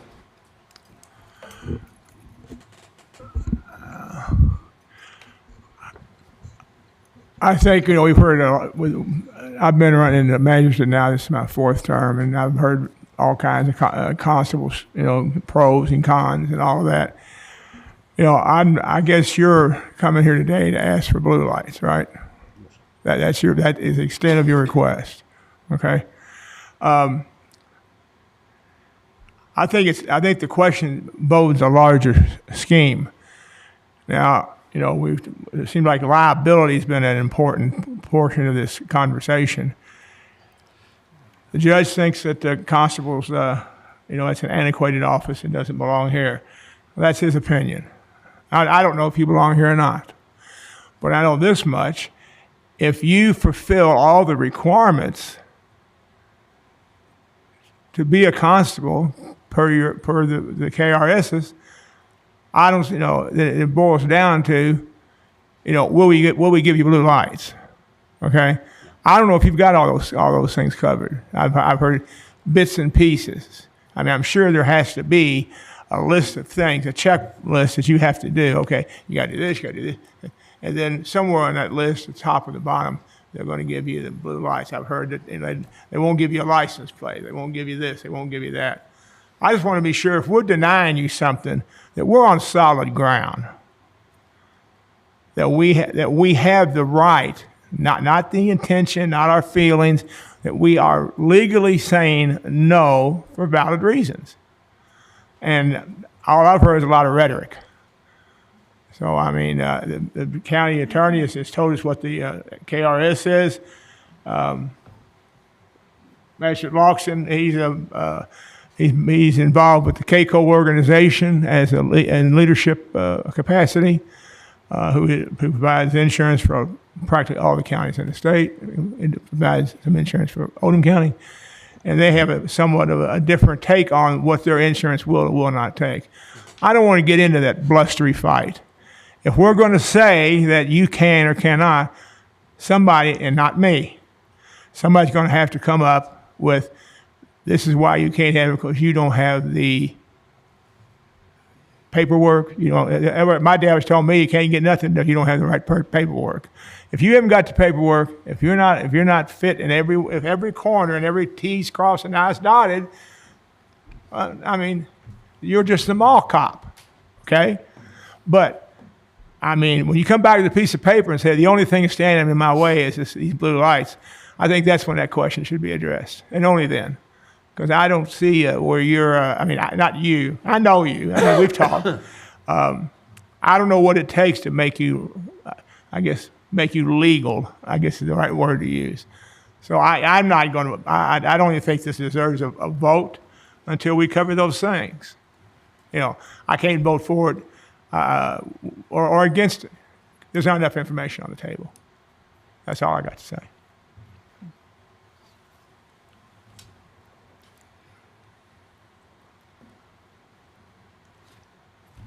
Magistrate Tice. Everybody said something but me. I think we need to quit talking about it until we have a motion to either approve it or not. If we don't get the motion, conversation is over with, as far as I'm concerned. All right, is there a motion to allow Constable Saylor to have blue lights?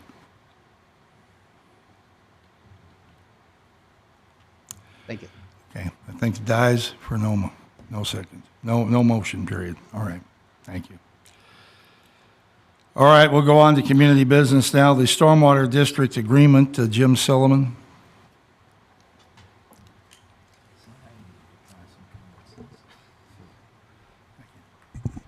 Good afternoon, Jim Silliman, Oldham County Engineer and Stormwater Coordinator. Before you is the agreement between Oldham County Fiscal Court and the Stormwater District Board for the Fiscal Court to perform the tasks necessary to remain in compliant with the current MS4, the Municipal Separate Storm Sewer System permit with the Kentucky Division of Water.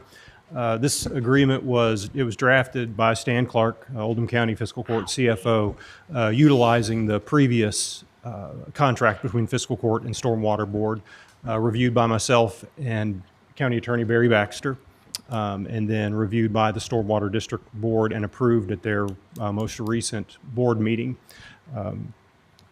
It's for the term of 5 years, and it confirms the current annual rate for the agreement between the Fiscal Court and Stormwater Board that was included in both the approved budgets for Fiscal Court and the Stormwater Board.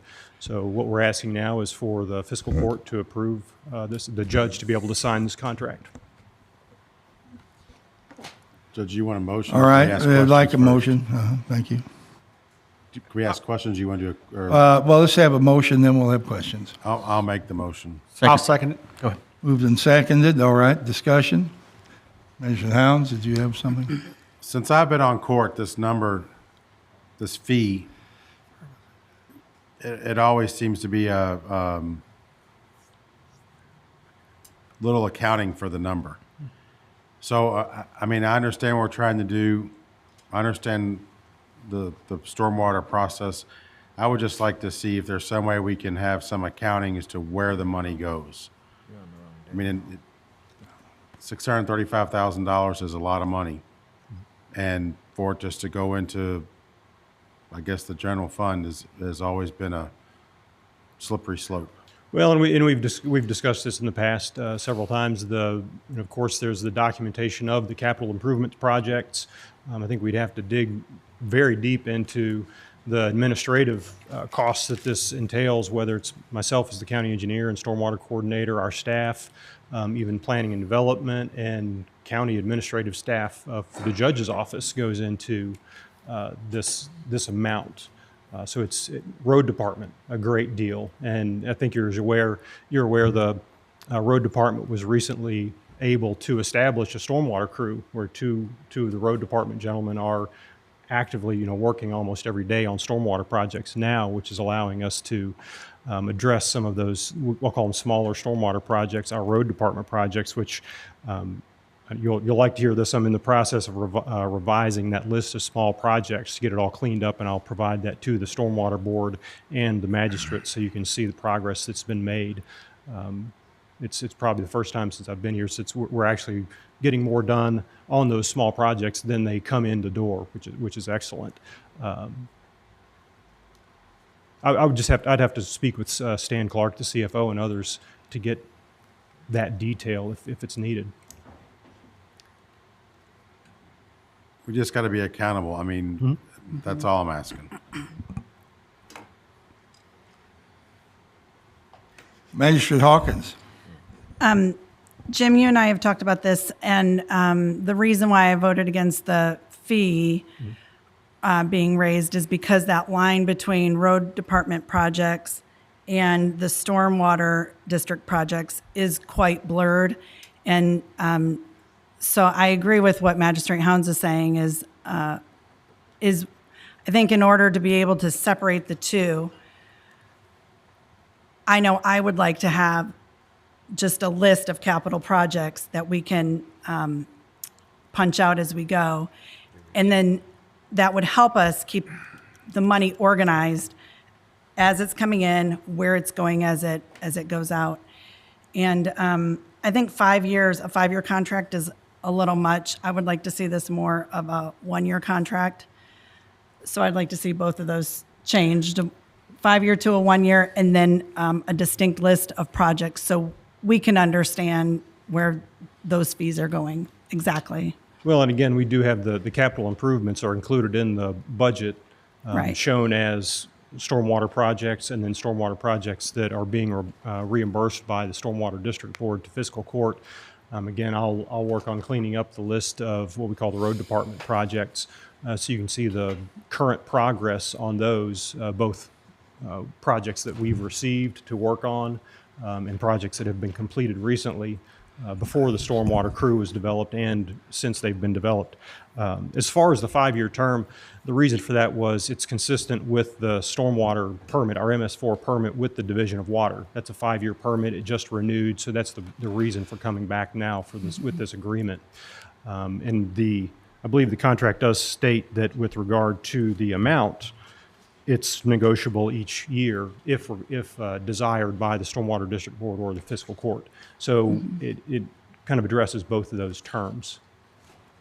And I think having that punch list for us creates another level of accountability so we can have the checks and balances. I'll provide that. Anyone else?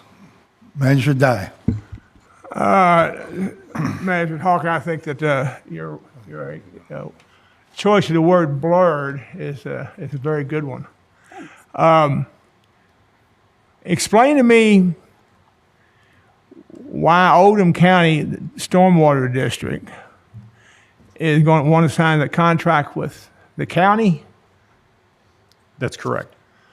And so, just in a nutshell, what services are you going to provide for us? I mean, the stormwater district doesn't have, as far as I know, do they have equipment? So again, the stormwater No, wait, district. yeah, these are yes or no questions. Do they have any equipment? No. Do they have any employees that go out and put a spade or a shovel in their hand? No. So who's going to provide these services? Oldham County Fiscal Court. How? work a Wait. So, how? All right, I'm a member of Oldham County Fiscal Court. How am I going to? What service am I going to provide for you, or what service do you expect from me? The capital improvement projects that will be contracted and get paid, the ones that are reimbursed. Again, the Oldham County engineering staff is working to administer constantly the MS4 permit with the Division of Water, and that is where we're maintaining the 6 MCMs, the minimum control measures by which we're measured by the Division of Water. Yeah. The additional projects that are completed by the road department. So nobody on this court, you said the fiscal court, nobody's going to go to you and say, "Here's a capital project I want you to do." Is that right or wrong? We do get requests. requests. Who comes up with these capital projects? So they've been in, I'll say, development over years. Where But who everyone's develops aware them? of. I know, Everyone's but who- aware of. Well, they're generated, I guess, initially by known stormwater issues. If they grow to the level of a capital improvement project like the Goshen Hills Phase 1 or Phase 2 projects, or the Confederate Estates, Ashbrook, Clovercroft projects, which was recently approved for design services to be pursued. They started as known regional stormwater issues and have grown to what we understand as a capital improvement project that we need or try to address. So I'm just going to use Confederate States just as an example. So the people, I'm not picking on you people who live in Confederate States.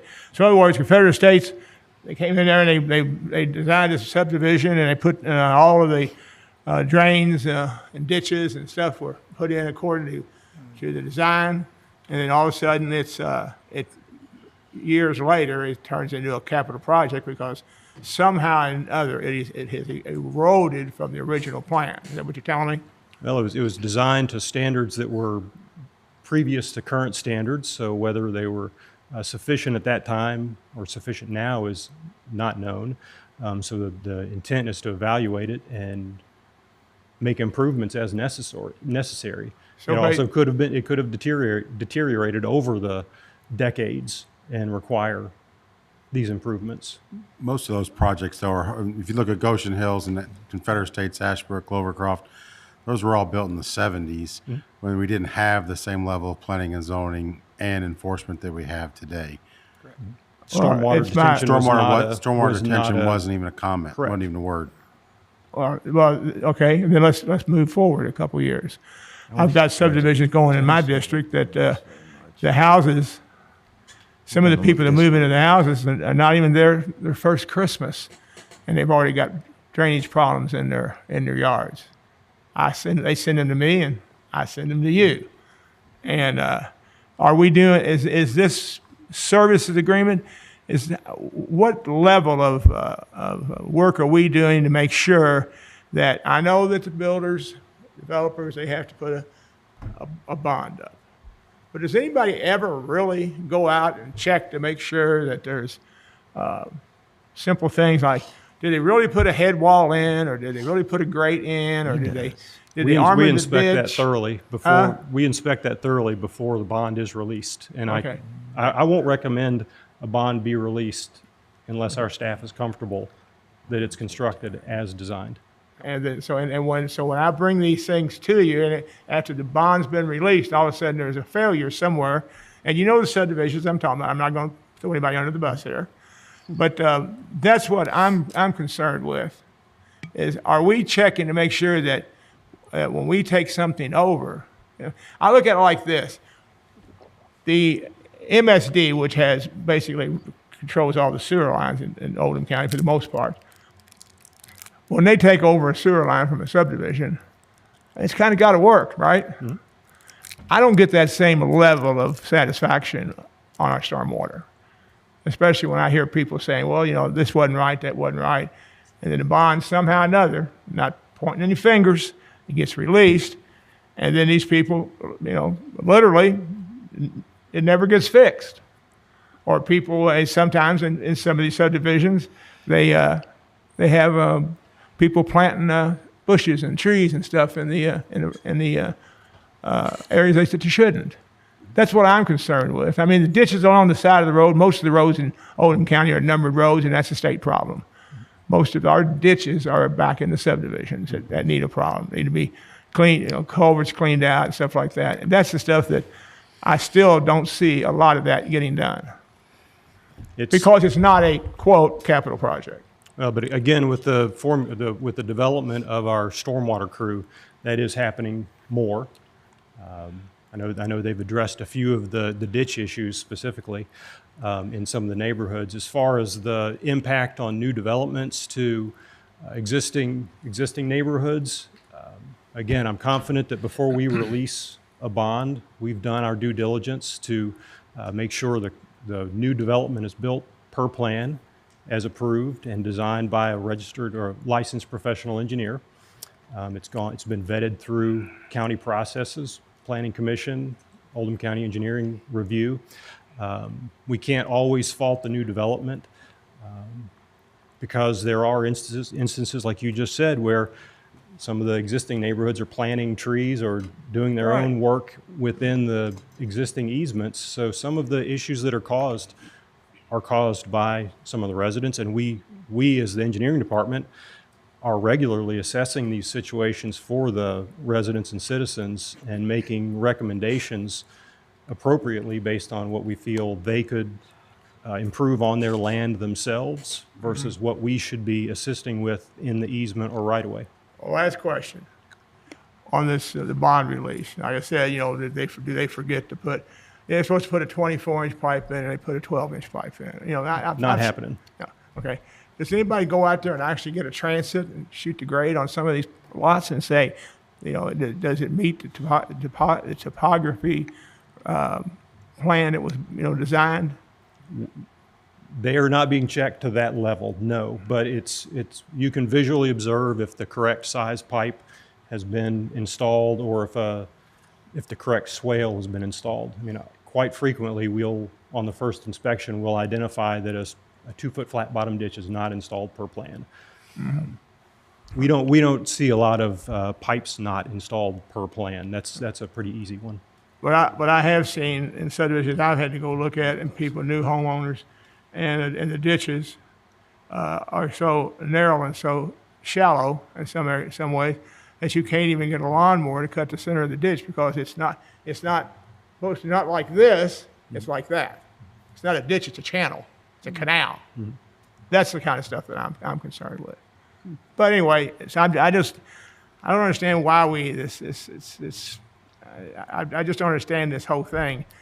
Does that sound like to me? I've never no one's ever come to me and said, "Do you have a capital project that you need to do?" But anyway, all right, okay. I was just trying. I don't quite Wasn't understand. Goshen Hills our capital project? Yes. Yes. I mean, did you hear about the Goshen Hills water project, Bob, or were you just sleeping the whole time? Oh, I heard a lot. Yeah, I heard a lot of money going on with there. Yeah. Well, that's what it's for. And the reason we have this is to collect a fee to address those issues. Now, the fiscal court can raise taxes and get some money that way to pay for it, Wait a minute. if you prefer. I want to answer the first question you asked me. I had my The hand up Goshen 10 Hills minutes. project. What was wrong at Goshen Hills? It was full of flooding. Huh? Full of flooding. The homes were being flooded. The homes are being flooded. Okay. And we've put in an extensive flood mitigation system there. Jim has, and over, the last about 4 years, hasn't it? Correct. It's going on for quite a while. Yeah. And how much did that whole project take? Money wise? 1.2 million ballpark. Yeah. And how much money do you get after you collect the fee and then you pay for some of your help out of that fee? How much money is left over? I don't have those details right now. Magistrate Hounds was discussing wanting that detail, but I don't have it with me. Yeah. Judge, what I'm trying to say is I'm not my against hand up Goshen 10 Hills getting their minutes. thing fixed, but it seems like to me they said, well, they got to a big project over here, but no one ever explains what's going on. Judge, oh, that's news to us. Huh? We think we have. I mean, did you just hear about it now? Oh no, I heard about it. That's where all the money went was over Right. there. Right. You know. Well, it wasn't where all of them They do a yearly report. Willie Douglas has been here Right. all the years I've been on court and given a annual report, which has talked With me. about several. Correct. Not just you. There was another guy before you too, but has come before court and given a annual report as to what's been done in stormwater over the last year. Correct. Well, I guess the heartburn I've got is I keep hearing about this ditch crew, and I've not seen one come to fruition yet. It might be now, but we've been talking about it since I was in finance 12 years It ago. is now. Okay, Magistrate Likens. thank you, Judge. I'd like to say that when plans are submitted for a subdivision, he checks the drainage plans as well as the roadway plans, and he makes sure everything gets completed as is on the plans. Now, over the years, a pipe might get full of mud and require some maintenance. But his stormwater, when we approved a stormwater fee, he brought in here a list of capital projects. There's a 2 or 3 page list. Luckily, my district got the Goshen Hills flooding project and the Settlers Point project, which was a new culvert under Settlers Point Trail. We're playing catch up with this fee every year. We're fixing problems. The Goshen Hills flooding project has been a 50-year flooding problem. It's just not getting fixed. And they take those in rotation. They're in order. They're not political of nature. He's actually looked at where houses are flooded, number one, and on down the line. But this is not anything new. We've already looked at this when we approved the stormwater fee that supports this. Judge. Magistrate Jeffries. Yeah, I'd just like to say, Jim, I think, you and the Stormwater Board, I think does a good job with the limited resources that we have. I mean, these projects are extremely expensive. And so, I think maybe Magistrate Hounds' request for a little more breakdown or detail or whatever on them, it might be in order. But I think that, you and your staff and the board does a good job of taking limited resources and correcting some of these problems, as Magistrate Likens has pointed out, that developed over, years and years ago, that, that takes time to put those resources into correcting those issues. So, I think that let's move forward. Let's vote on this and get it behind us and let you all do your job. So that's my feeling on it. Second. Well, we have a motion on the floor. Is there any further discussion about this? Judge, I have a question. All right. This is state mandated, right? I mean, they require us to have a program. That's correct. So why are we arguing? What, the MS4? We have to have this. We have to have a I program. didn't say anything about the MS4. We have the MS4 in place per statute. Right.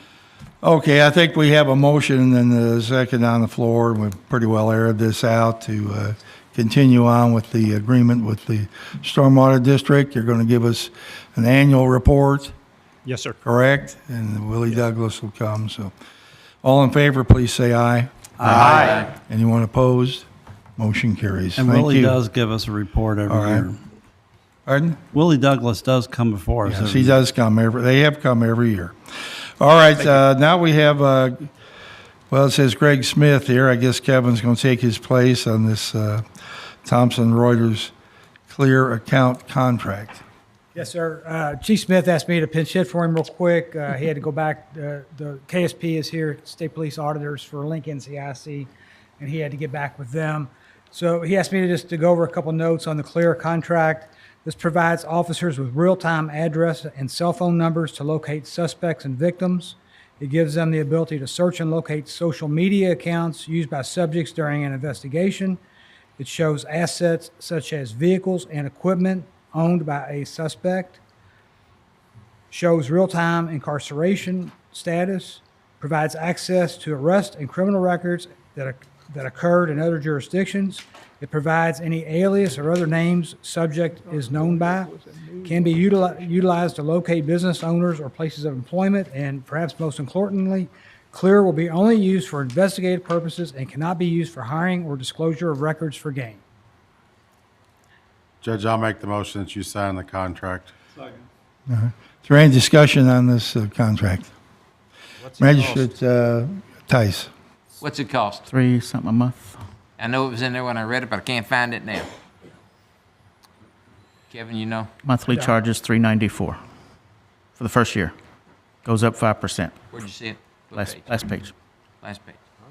Come on. Move mine here a minute. Last page. Keep going. It's about $400 a month first year and creeps up a little bit after that. Yep, got it. Nope. Keep going. 36-month contract. Okay, Magistrate Hawkins. You had mentioned, and I know you're pinch hitting, for somebody who's a suspect.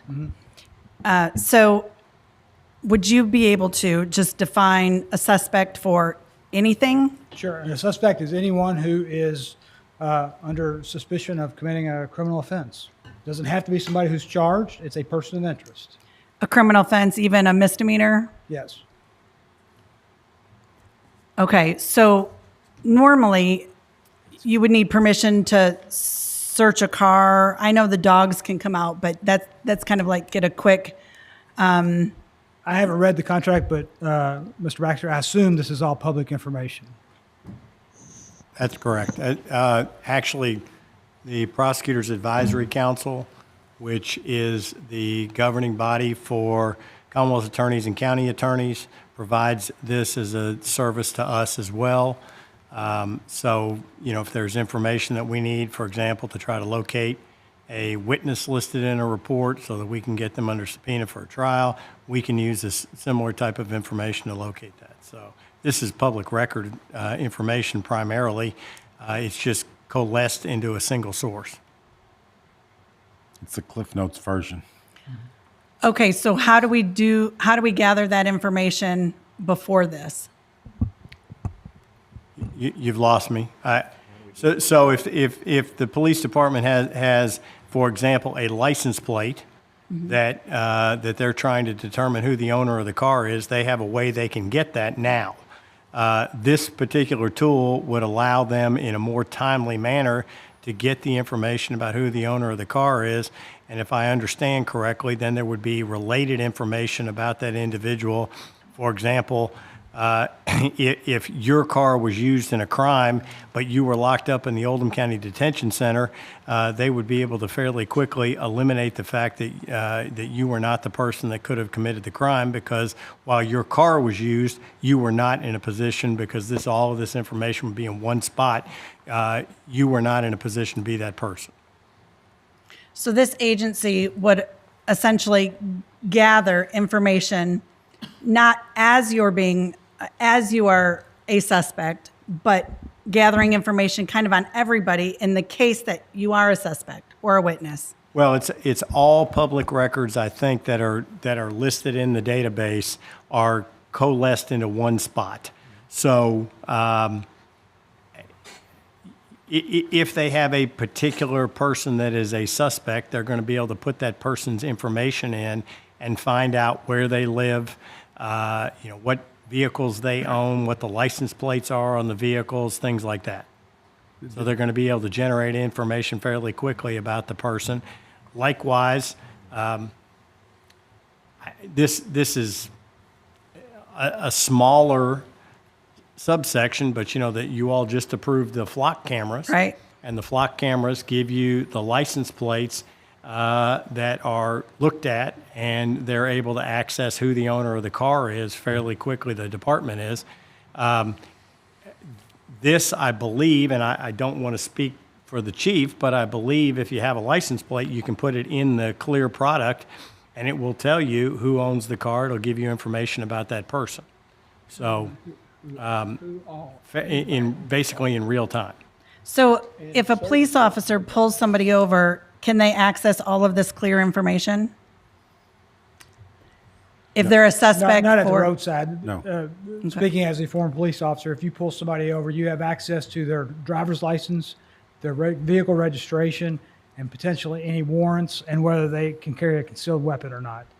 If it's a prolonged stop, you could do what's called a criminal history on the individual, and dispatch can run that, but that has to be done on the roadside. But there's everything they do on the roadside is accessed through our link NCIC agreements, which where Chief is right now, being audited by the state police to make sure we're doing that correctly.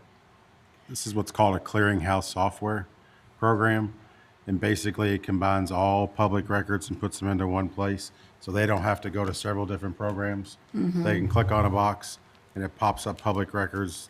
If they own a home or whatever's registered, all it is public records combined into one website. On everybody, though, not just Everybody. not just when a person is a suspect. It's on everybody. Anybody. So when I was reading through it, it was clearly Big Brother-esque, and I was uncomfortable with it, frankly. You can do that now. Well, yeah. 1995, you can pay it and get that same information. Yeah. You can just type in I got can an type app on in my Judge phone. Vogel's I could name probably and find out every bit of information about where you live, with your phone numbers, and your previous addresses that's for what the he's last saying. 20 years. relatives, Yeah. everything. Yeah. I can And pull it up I right think now. that the benefit of this is that, yes, you can find all that information, but it takes a little bit more work. Yeah. And this speeds that up and allows law enforcement to react in a more expeditious manner. And that authority is given to law enforcement, like you're saying. Correct. Yeah. So there's not. They can get it all now. I mean, Stephanie, it's right. it's everywhere. Yep. You could go on some site called Reputation Examiner or something, and they'll tell you what your what your credit score is, what your neighbors think about you. I mean, it's just I don't think you're going to turning this down is not going to defeat what's out there. It's everywhere. Well, on the flock cameras, I was 49.51, and I teetered to voting for it, and now it just kind of, where does it end? Well, and magistrate, understanding that, I mean, if you look at page 3, I think it is. Actually, it's the bottom of page 2 of the contract. Okay. And there are representations that have to be made by law enforcement about what they're going to use it for. And so they have to check off on these things, and if they are not compliant with those things, the license is going to get pulled.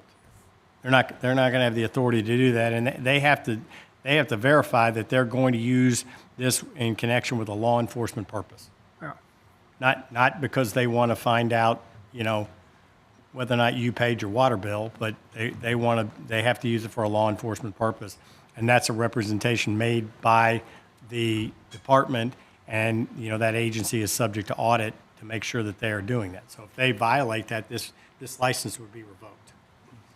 Whose license? The license to use this software. Why does Radio Shack ask you for your phone number?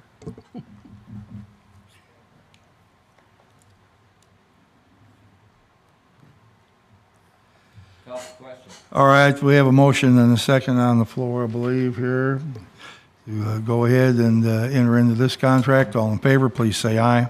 Aye. Anyone opposed? Motion carries. Thank you. Thank you. Becky Zockline, now we're, go ahead here with the household hazardous waste collection. Yes, thank you, Request. Judge. What I'm doing is announcing the bid award for the contractor for our household hazardous collection event, which will take place on October 7th at our Oldham County Road Department. We are choosing Environmental Enterprises Incorporated, also known as EEI, as our contractor. On the bid sheet, they show a higher bid. However, if you drill down into the bids, you'll see that on the bid sheet, I requested a number related to, or a number for 350 vehicles. And the low bidder bid $29,750 for 350 vehicles. And what that boils down to is $85 per vehicle. If you drill down EEI's, not their bid, but their history, and what they charged us last year for 405 cars, their per vehicle cost is $82.72.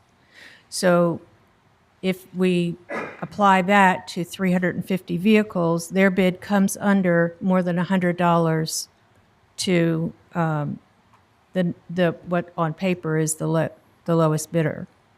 Also, EEI is permitted as has a Part B permit, hazardous, non-hazardous waste treatment, storage, and disposal facility, whereas the low bidder is only permitted to transport hazardous waste. So we are choosing EEI as our contractor again this year. I'm asking the court to approve this award. Judge, Judge, I'm prepared to make a motion if you're ready. Okay.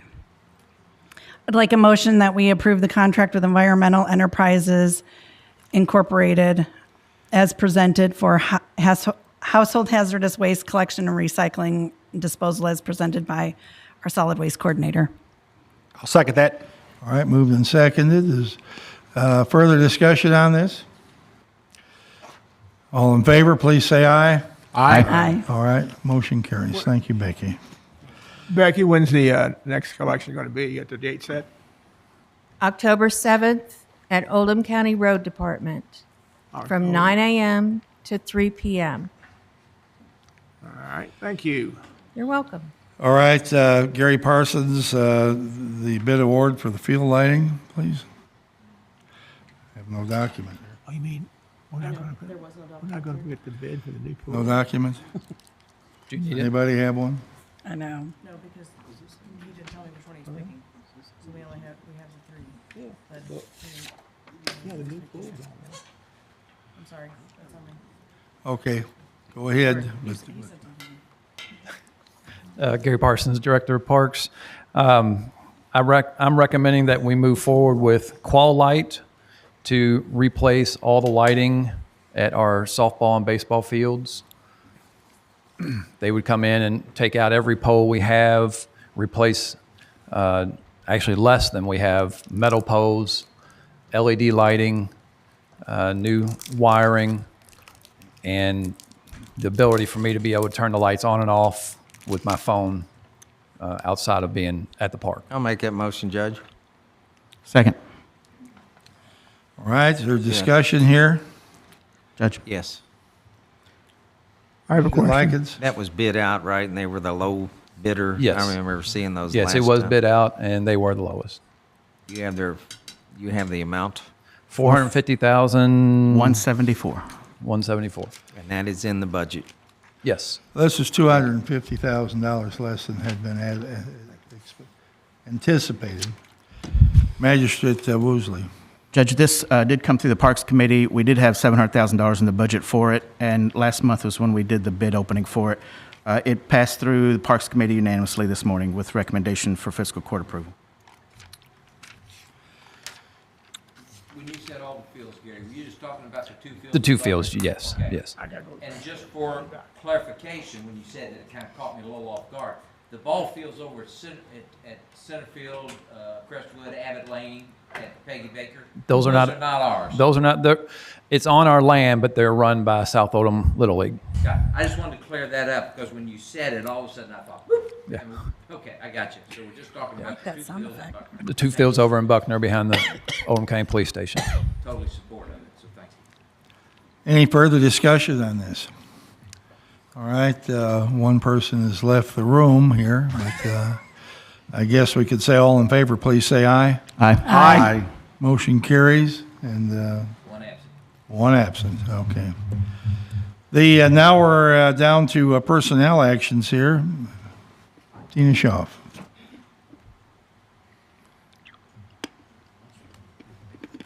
Good afternoon.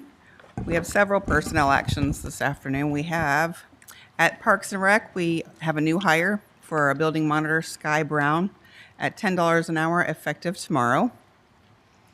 Do you want me to go through all these? All right, Judge? that's all right. Motion to hire Sky Brown. So moved. All in favor, please say aye. Aye. Motion carries. Then we have several hires at the police department. We have a new hire, Hunter Smith, as a 4-year lateral at $32.70 for his base hourly rate, and that'll be effective on the 24th. He's coming from Frankfurt PD. And then All we right. have, you want to go All forward? right, motion to hire Hunter Smith as Oldham County Police Officer on So moved. a 4-year lateral. So moved. Second. All right, all in favor, please say aye. Aye. Motion carries. And then another new hire, Thomas Stettenbenz, a 5-year lateral. He'll be a contract employee, $32.70 base hourly rate, effective on the 24th. His contract's attached as well. So moved. All right, discussion. All in favor of hiring Mr. Stettenbetz, please say aye. Aye. Motion carries. And we have the 8 SRO contracts that are attached as well that are effective on the 1st with the new rate the school board has approved. Second. All right. All in favor of hiring Hold on. these? Can we have a discussion? What? Is You there have a time for question? discussion? Yeah. Okay. This is for the SROs, right? Yes? Okay. You said the 1st, and last year we did it, I think, on August 2nd. This is August 1st. Okay. And the pay rate's the same, It's $34.40 this year. which is an increase. Right. Okay. Gotcha. Thank you for clarifying that. All right. All in favor of hiring Greg Ford, Andrew Hambleton, Mike Head, Paul Kerr, Jim Latham Jr., Thomas Moore, Larry Bo Simpson, and Tracy Witt as school resource officers, please say aye. Aye. Aye. Anyone opposed? Motion carries. All right. Judge, I had one more item for Okay, dispatch. thank you. I had one more item for dispatch. We had a Okay, resignation go yesterday. ahead. Ripley York's leaving. She's leaving the state, and her last day is going to be the 27th of this month. All right, we thank her for working with us and wish her well in the future. Yep, thank you. Do you have full staff there now? This will be less one now. So we still got to replace her, and other than that, we're. Right. All right, the next item is under H, board appointments, and I have three people to reappoint to the Planning Commission. First one would be Barry Hampton for a term to expire August 6, 1927. I heard somebody move. Is that all right? Second. Have a first and Second. All in favor, please say aye. Aye. Aye. Motion carries. Next, reappointment of Katie Nasser for a term to expire August 6, 2027. So moved. Second. All right. All in favor, please say aye. Aye. Aye. And the reappointment of Ben Winters for a term to expire 8/6 of 27. So moved. Second. Second. All right. Do we have, all in favor, please say aye. Aye. Aye. Those carry. All right. We're at the final part of our meeting here. If anybody is here to address the fiscal court, public comment, you're able to do so now. I see no one standing here today. I know we do have a person here who's visiting. Are you from UK or where are you from? EKU. EKU. All right, just a little further east. All right. Well, welcome and enjoyed having you here today. Hope you enjoyed being with us and learning a little bit about county government. All right, we'll see what the fiscal court here has any final comments. Magistrate Likens. Judge, I just happened to think when we talked for, seemed like 20 minutes on the Thomas Reuter's account contract, that was only a $4,728 a year contract. I know we're limited to $30,000. We have to bid things out. I wish there was a limit that you personally could just, in your office, could approve up to a certain amount that we don't have to take everything through fiscal court and just wear it out. He's already got it. Thank you. Well, we do have some flexibility on contracts, I think up to 30,000 now, isn't it? 40? Up to 40,000, right. But we do seek out three bids if we can get them. When you can. Yeah. Okay. Thank you. Thank you. Magistrate Tice. I think we did appropriate with our constables until we ask, or until our sheriff, our police department ask us for help. I think we need to stand our position. I do think the interesting question came up, and I'd ask for Magistrate Logston to check with CAECO. I think you're the standing president right now, and see if we have coverage for anything a constable does under our policy with them. I think that would be nice to know. They are under our liability and our workman's comp. Oh, okay. I didn't hear you say Already. that earlier, and that's the only reason I asked. Well, I called Rich, or I texted Rich while we were sitting here to get the answer. You've already done. Thank you. So that's one we did know. I appreciate that. Sometimes we get into the weeds, and I thought on a couple of things today, we moved from the topic to the weeds a little bit, and that was, and that's a judgment, and I probably shouldn't even make that comment. But when we were talking about our contract with the not wastewater, but the stormwater, Oh, yeah. that it was either a contract that we provide a service for them, or they would go somewhere else and pay somebody else to provide that service.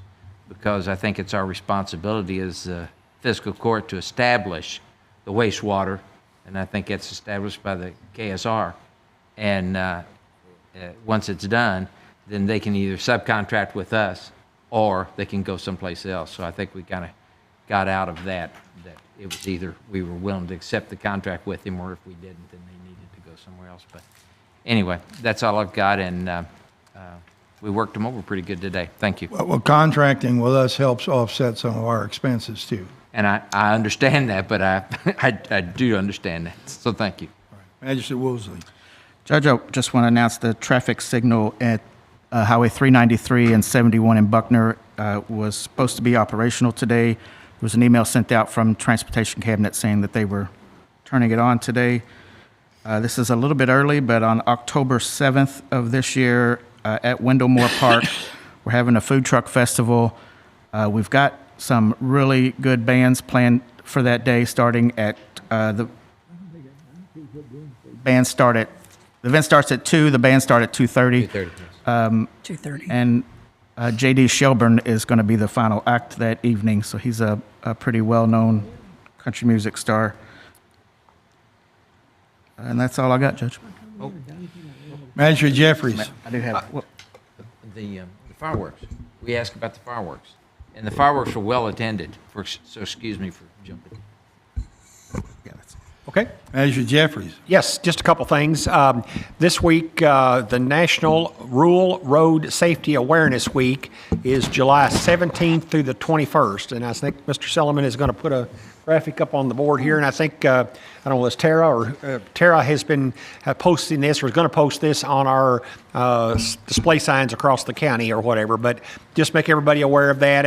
And you know, as always, ask folks to slow down. You know, leave 5 minutes earlier or whatever. But that's coming up, like I say, July 17th through the 21st. And Magistrate Woosley did mention Highway 393 traffic lights are now should be operational today.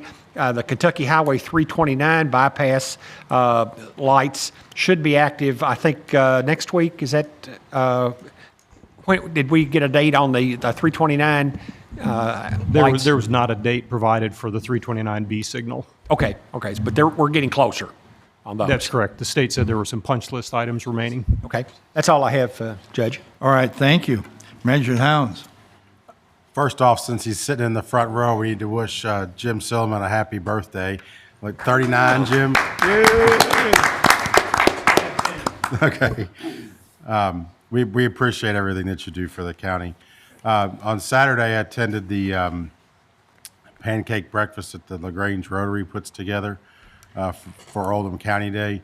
It's always a good event. If you haven't attended, you can put it on your calendar for next year. And Saturday was Oldham County Day. I didn't get to stay very long because of other obligations, but it was kind of interesting. And literally the last car went through the parade, and there was about 3 to 5 minutes before the skies opened up and things started raining. So at least they got the parade in. I'm not sure about the rest of the day, how well attended it was. Lynn. Just put the dome up, Sheriff. So thanks to all those that put together Oldham County Day. It is kind of a neat event. I was laughing at the lady standing next to me, and my daughter, who was, she can walk from here to Mr. Silliman, and she's wringing wet. She just can't take the heat very well. And the lady says, I wish they'd move this to October and make it so it'd be a cooler day. I thought that was kind of funny with the storms and everything coming in. Also, too, we've had a lot of storm activity over the last couple of weeks, and got a phone call this morning about somebody complaining about getting their weather alert at 2 o'clock in the morning. You can complain about that if you want, but complain about something else. And the lady wasn't real happy with my comment because I said, ma'am, if you wouldn't have gotten the weather alert, would you have complained when you woke up the next morning? And she said, no, I would have gotten my full 8 hours of sleep. So I lost that battle. But those alerts are done for everybody's safety. And that's a pretty nice service that we have with the Smart 911. And if you're not signed up for it, you're missing out because those weather alerts, although could be a little bit more timely at times, it is a good benefit that the county does provide the residents to keep you informed of weather events coming through the county. Thank you. Magistrate Hawkins. I wanted to share that on August 1st is when we're supposed to have our presentation of the sports complex feasibility study presented by the Oldham County Chamber of Commerce. So be on the lookout for that, and they'll be presenting here the findings from that. And I believe that's August 1st, right? What's Magistrate planning on Tyson? right now, yes. That's I what we're talked to him planning. the other day. That's what we're planning right now. So that's all I have today, Judge. Magistrate Dye. Magistrate Hounds, you didn't ask the right question with the lady. You should have asked her how she would have felt waking up in Henry County the next morning with her 8 hours of sleep. We're not in Kansas anymore? Yeah, we're not in Kansas anymore. I don't, that's it, Judge. Yeah. Nothing, Judge. All right, thank you. It's late in the afternoon, but I do want to remind anybody who may be watching this that tonight at the community center at 7 o'clock, we'll be having a county-wide discussion, a public safety discussion about public safety, law enforcement in our community, the laws that impact the county that the people would like to see possibly changed or strengthened.